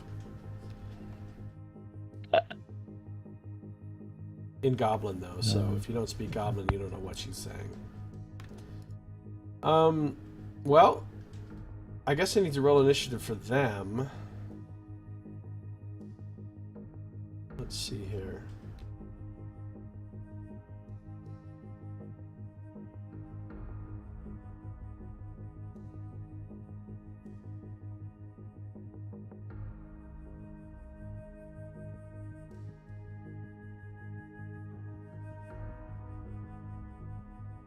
Roscoe, it's your turn. Roscoe is not insane right now, feels no bloodlust, and as I have him written, he's lawful good when that's the case. So I think seeing this thing not making any moves to defend himself or herself, he's going to have a moment of pause and turn back to Midge and say, "No, I don't. If we need to knock her out. Do you want me to?" Well, it's better than killing him. Then I can't speak to him.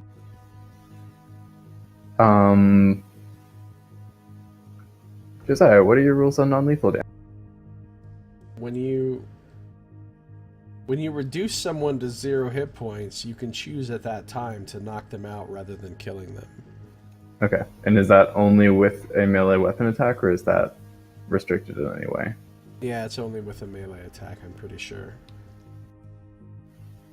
Roscoe, you want me to hit it again? Or you can interrogate her. I mean, do you speak Goblin? Roscoe's, I guess we're kind of pushing on the 6 seconds, but he's going to use Awakened Mind and say, are you going to fight back? To it. Well, it's pretty confused. It's being harried. It's been stabbed. You see that it is looking towards the morning star that's laying on the ground nearby. And it just keeps yelling the same thing it was yelling before. So if the morning star is on the ground, Roscoe is going to, this will be the end of his turn, is going to sort of ready an action and say, don't touch. Ready an attack is what I was saying for that.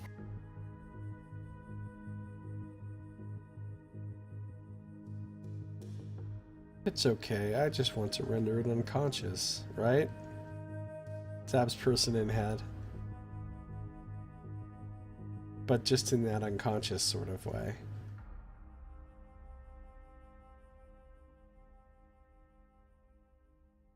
Alright, well... Janie, the special bugbear, looks at you, looks at the morning star, kind of grabs her head and tries to squeeze her head as though she can make the pain stop, swats in the air above her randomly at whatever the hell might be up there.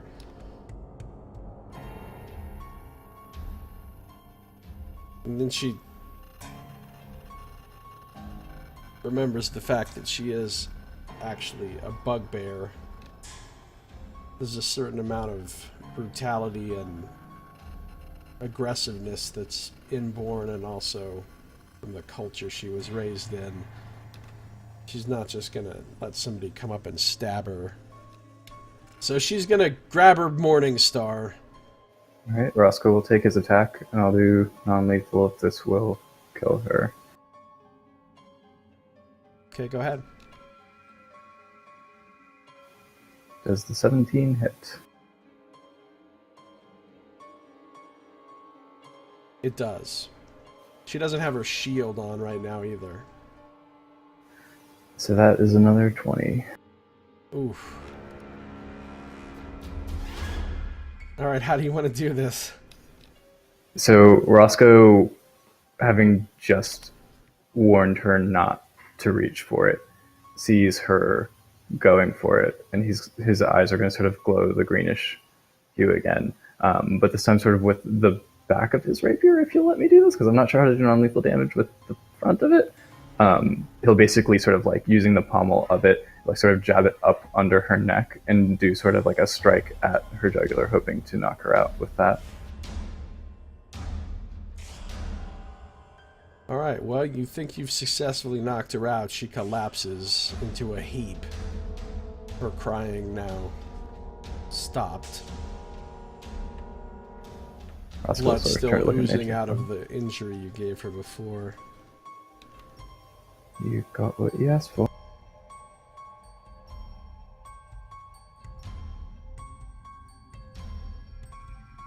Alright, meanwhile in the other room, Katrin's over here, not sure what to do. I think she speaks Goblin too. She does. So she says in Goblin, take your weapon belts off and throw them over there in the corner. Because we're mean adventurers. And we killed a lot of goblins. But we don't have to kill you. Unless you make us. She tries to look like a mean face at them. Ara, what are you doing?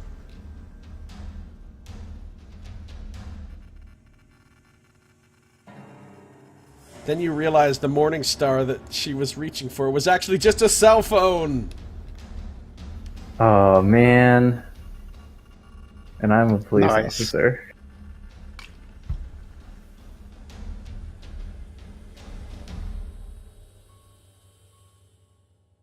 You're like planting a morning star on her body. So what's Ara doing? I wasn't on. I was talking this whole time. Oh, yeah, we didn't hear a word from you. I'm gonna kind of look at like Katrin and like kind of like not chuckle, but like try to like cover up a smile, like itch my nose to cover up a smile, and I'm gonna walk over to this one, and I mean I was already next to it, but I'll walk over to that one and I'll put my hand out for their weapon belt. Okay, and then you're just gonna wait and see what they do? I feel like that might be best. Alright. So the two goblins look pretty terrified, so they unbuckle their belts, and the one next to Ara hands it to her. The other one tosses his over into the corner and puts his hands back up. They say, We not do nothing to you. The others went to try to kill you, but I guess they... Wait, what happened to the others? Ara kind of feigns like confusion. Others, I don't know what you're talking about. You not see big group of goblins? Nope, we only saw the singing goblins. Oh, yeah, they funny. They were funny, but no, they didn't try to kill us and we didn't try to kill them. We're not going to try to kill you if you don't hurt us. But she just said you killed lots of goblins. Points She to might have Katrin. killed goblins in other places, but it definitely wasn't me. It definitely... Katrin says, all the goblins I killed were really bad, though. Like, they totally deserved it. You're not bad goblins, right? They look at each other. They look at you. Look at Katrin. Nope! We not bad goblins!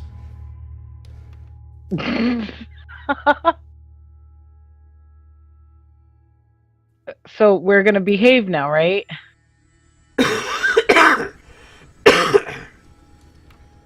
Yeah. Okay. Do you want to be the one to pull on the rope? You can make the Nimwraith dance. No, you feel free to do that. You go ahead. You continue doing what you were doing. We're not going to interrupt your day. We're just going to wait here for our friends. Alright, so if nobody else is going to make any more attacks, we can drop out of initiative now.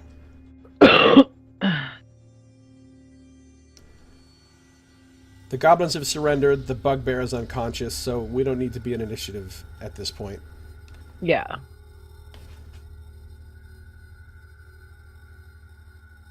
Ara's gonna go to that corner and collect the other weapons belts, just to be on the safe side. Alright, you notice Because also they're young. in the corner of this room, there's a wooden shield that's been cut in half. And the two halves are lying there, and each half has letters etched into it. One half has the letters capital N, I, M, R, and the other half has the letters A, I, T, H etched into it. And then there's also the scimitar of the goblin that he tossed over there. The skeleton that's hanging here is yellowed with age. It seems like a very old skeleton, and it's held together with moldy string. Ugh.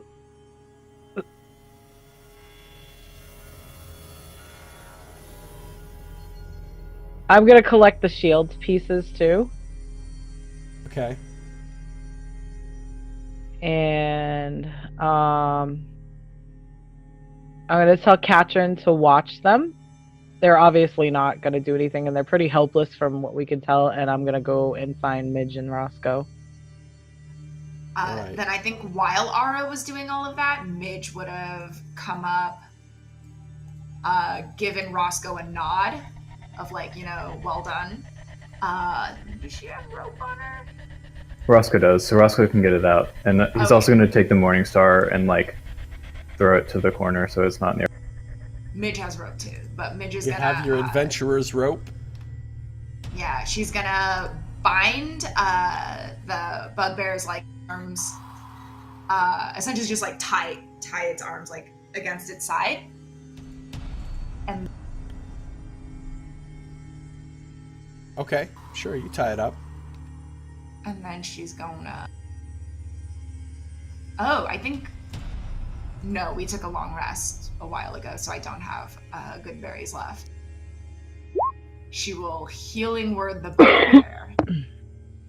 Oh, wow. And does it wake up? Yeah, it wakes up.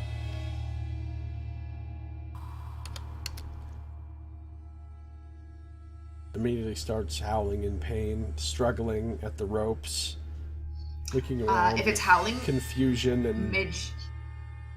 sadness in its eyes. Her eyes. If it starts making a lot of noise, Midge is actually going to reach out and kind of like put her hand like under its chin, not to like she's not like covering her mouth or anything, but she's like making that kind of like clear, like she wants the bugbear to stop making that sound, and she'll like kind of lean in and go shh. We're not What's gonna. Roscoe doing all this time? Nothing now. He's got his sword out because he can't physically put it away, but he's just here to support Midge with what she's. Oh, so what were you saying, Midge? She's gonna say this in Goblin as she like leans in real close. She's gonna say, "Shh, no more noise. We won't hurt you. We won't kill you. But you need to tell us what you know."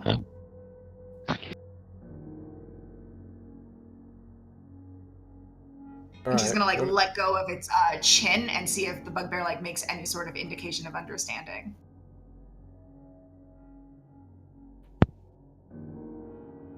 Tears are still streaking down her malformed face. She's shaking her head. He stabbed me. It hurts. She has this bugbear has a patch on her, right? Like the same Xanathar? Yeah, she does. Okay, then Midge says, "He won't hurt you again if you're honest with us. You understand?" And she's Why gonna did he do that? Jenny not do nothing. She's gonna pull out one of the patches that she collected and hold it up for Jenny to see. And she says, "Well, if Jenny do nothing, then why is Jenny hanging out with Xanathars?" Okay, hold on. What is Sardick doing all this time? And Aura? Well, I'm seeing that the two goblin children are playing with the skeleton again, because there's something just not right here. I can't tell if the damn thing is dead or alive. It just keeps moving around. It just doesn't make sense. And he has his hand over it, and he's like looking and trying to see if it's like still hostile or not, and if he should try to toll the dead on it or not.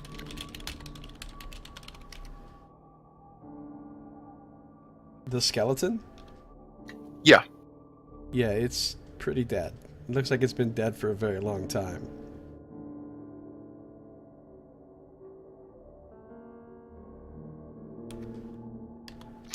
But does he know that?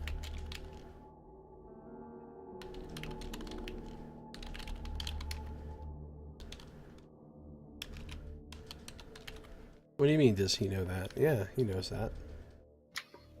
Okay, all right. Since it seems obvious, yeah, Sardick will kind of look around this situation and go, I don't know. This doesn't make any sense. I can't understand a word you people are saying. And he's just going to kind of storm off and look around the corridor and just be like, I don't have no clue what's happened here. This is most disagreeable. What does Ara do?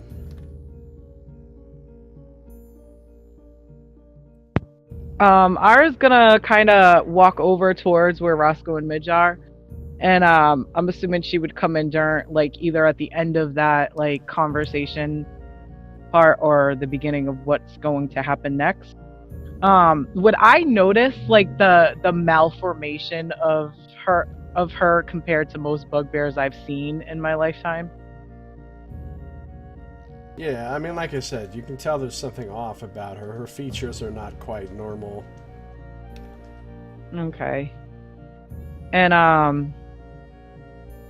I would actually say, like, I would say that, like, out loud to them both, like she looks so much different than a normal bugbear. In fact, you know, you would have had bugbear slaves as drow, and every once in a while one would be born that was just considered a, you know, too damaged, too malformed to be useful, and typically they would just be killed by the you know, the drow. They would just be killed outright as babies, or at least as young as children. Once it began to be clear that they had some sort of developmental disabilities, they would just be killed. You would never So would that have seen one that I grew would kind to of this find age. that odd. Yeah, I would find that kind of odd. And then on top of that, she has a patch for, like, a guild of some sort. And I definitely voice this. I definitely voice that, like, there's something definitely different and off about her that, like, I've never, like, my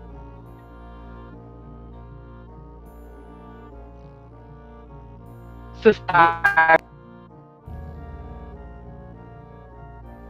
So the bugbear herself is looking kind of afraid now as she's looking from Roscoe to Midge.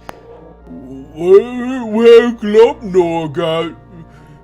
Where my brother? My brother explained everything to you. He left with the others. Where'd he go? Midge just shakes her head and says, answer the question. Where are the rest of the Xanathar Guild? Where's Skullport? You need not understand. They was here. All the others. This is Warg's Eye. Warg's Eye. Watch post. We got a bunch that live here. I was here with my brother. He takes care of me. But they went to kill some bad people that murdered some of our friends. And they haven't come back. Now she's looking at the two of you again like she's trying to piece this together.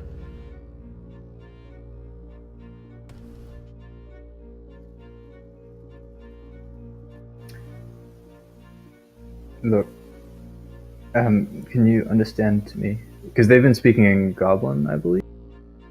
Yeah. Can you understand me? Are you using Awakened Mind?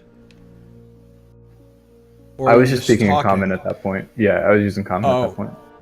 Then no, there's no comprehension in her face.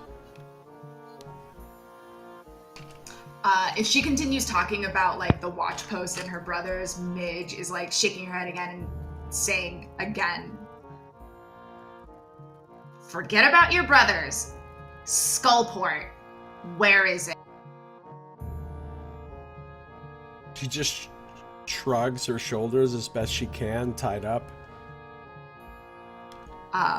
She ain't never been there.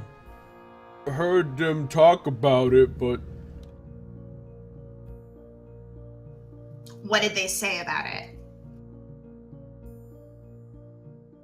I don't know. It's just a place where lots of our friends are. They said I was gonna get to go there someday, but not yet. Glubnorb know where it is. He been there. You could ask him. And then could you tell him to come help me? He starts crying again. At this, I'm gonna put my hand on Midge's shoulder and be like, I don't think she knows anything. Well, is leaving her right here like this really the right thing to do in a dungeon that has almost killed us multiple times? Well, do whatever you think you need to do then. She's of no help to us. I'm gonna say in Elvish to both of them that I think that we've killed everything that's actually going to harm us because the two goblins in the other room are just kids. And I have their weapons and I hold up the weapons and I'm still holding on to both parts of the shield. You can actually hear the goblins in the other room laughing. They seem to be having fun for some reason. Catherine's probably playing with them. Midge, like, Catherine kind found of some friends. seeing like interest, I guess. It wouldn't be, I don't think Midge would read it as concern, but she definitely sees that Aura's kind of taken a different sort of interest in the goblins. And in this bugbear in particular, she's going to reply in Elvish. If you want to leave them here, that's fair, but if we've already taken care of the dangerous members of their group, the ones who could have taken care of them, then us leaving them here is leaving them to fend for themselves with whatever else is lurking around here too. So we're not exactly doing them any favors, but At this point, go ahead. The bugbear says, "Hey, can you untie me? Because I really gotta rebuild this statue. I had a dream. And I saw that if I put it back together, good things were gonna happen and it was gonna make everybody happy. And it was gonna make Gragnak not be sick anymore and everything was gonna be good if I could just build this, but now I can't because I got ropes around me."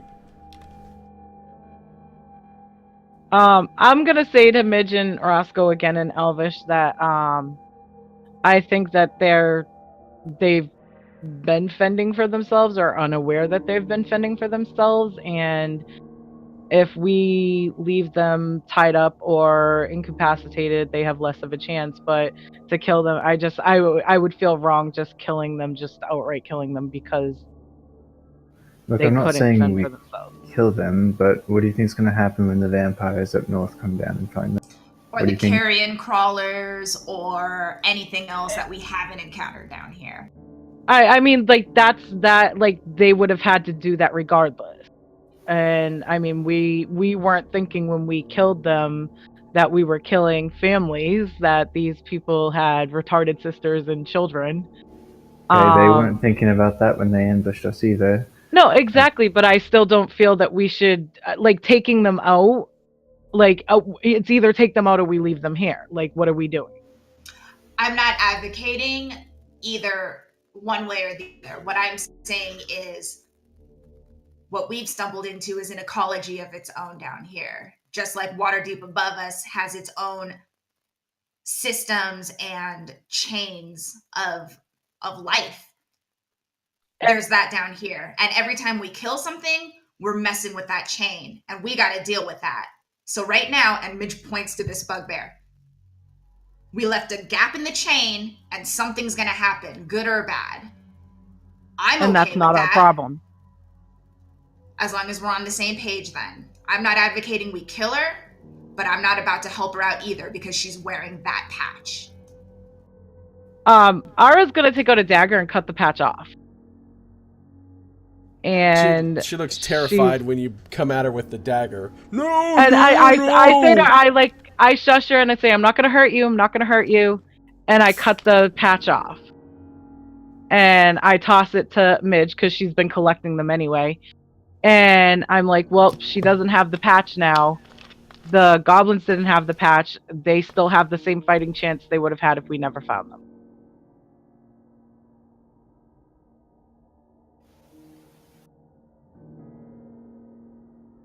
Maybe the skull collecting goblins would be willing to look after them, but even then, there's no guarantee. I think no matter what happens, it's shitty.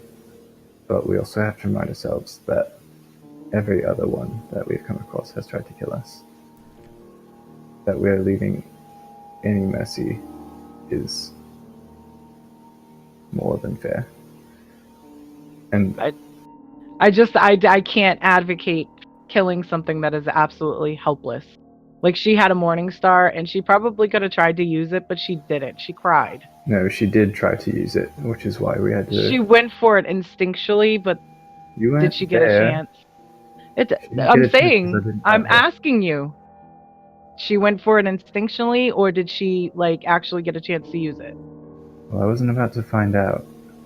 Look, I get what you're saying. I look at Roscoe and I say, if you kill her, but don't worry about it. I will not protect you in the next fight. I will not defend or stand by you. I'm not saying we kill her, I'm just saying... Then what are you guys saying? Because all of you keep saying the same thing that I'm saying, but you keep saying it like you're deciding whether or not we should kill her. I'm saying that Midge leaving her is like killing. She wants to leave this room, like she's ready to move on, because she didn't get any answers from that bugbear. I cut the ropes off the bugbear. And while I do this, I hush her and tell her that I'm not gonna hurt her. And I'm not comfortable with leaving her with a weapon while we're still standing there, but I'm not worried about tossing the weapon back towards her when we leave. Because I'm sympathetic to the fact that the two goblins are children and this is a mentally retarded bugbear. I can't imagine just putting them down just because their family tried to kill us. What I'm saying is that she's going to die if we walk away from her like this. If you're really trying to save her, if you're trying to do a good thing for her, you have to do more than just walk away. This whole conversation has been in common, right? No, Elvish, I think it's been Elvish, yeah. Oh, okay, Elvish, sure. You all three of you speak Elvish, I guess, right? Yes. Yeah. She doesn't know what you're saying. She just says, if you could just find Glumnog for me, he can help me and take care of me, and he can tell you what you want to know about Skullport. Just go find him. He just went off to somewhere that way, and she kind of points to the northeast. While Ara and Roscoe were having that part of the conversation, and Ara was cutting the ropes off of that bugbear, Midge would have headed back over. Oh, there he is, to look for Sardick. What is Sardick even doing? Sardick is tracing his way back over to where we kind of started in this room, and going back and something just totally wasn't right with this whole thing. I think we were gonna fight, but everyone's talking in Elvish or jibber jabbers and then something, and they're playing twirly whirl with the damn skeleton in there. Just highly disagreeable. Yeah, so you guys look into the room. Sorry, go ahead. Midge would have just put a hand on his shoulder and kind of nodded and said, there's nothing for us here. We need to keep moving. You can see in the room that Katrin is now pulling on the ropes of the skeleton marionette and dancing around, and the two goblins are dancing around, and they seem to be having a great time.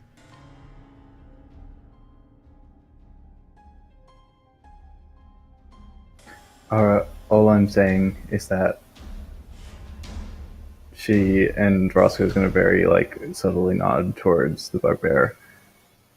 Doesn't have much of a fighting chance on her end. Well, she has a better chance now than if she does if she's dead. I agree. And I was never saying that we She has the same exact chance she had we never found her.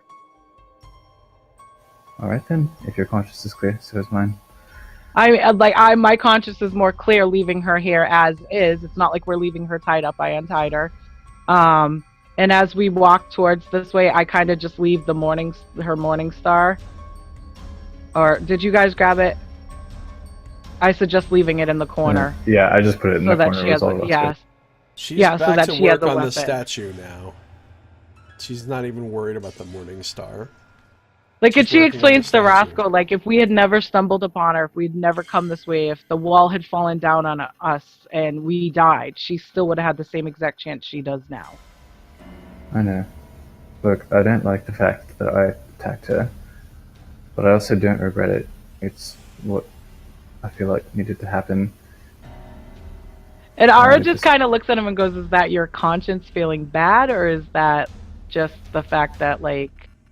It's my conscience saying that if we want to do something good for her, we'll find her a place that she's safe. We I might think as well she's have just... safe here right now, honestly. I guess if we kill Like, everything else in the dungeon, she is.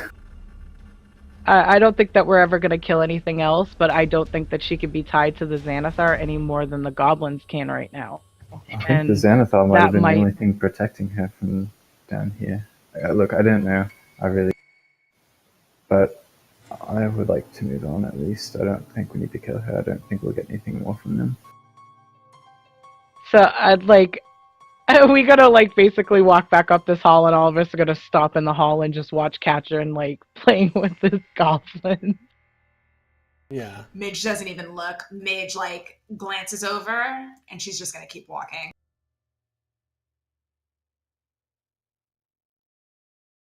I go and I say to Katrin, we're leaving. Oh, okay. Well, we're just gonna leave them here like this? Ara's gonna walk over, and they never even attempted to attack us. Like, as soon as we came in and we're like, hey! Yeah, they didn't even go for their weapons.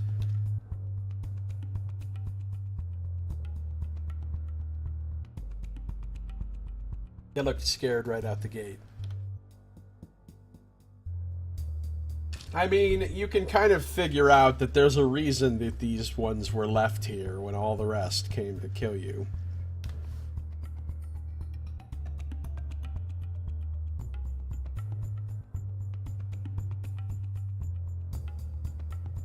Or I could just get kicked out of the conversation and then have to say it again. What'd you say?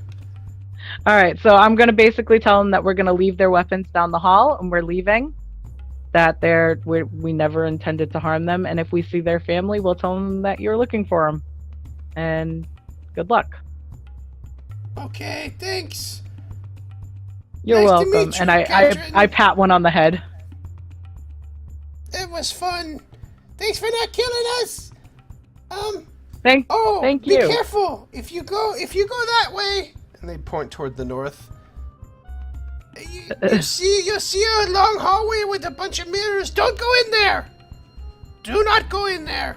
Bad place. Well, thank you. We won't. Thank you so much for the advice. Bye.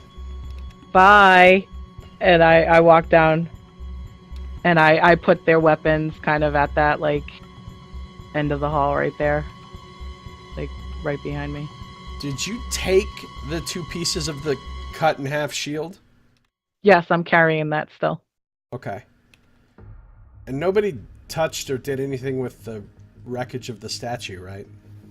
Roscoe still thinks the statue did that to the bugbear to some level. Like, I know based on out-of-character discussions we've had, that might not be the case, but in character...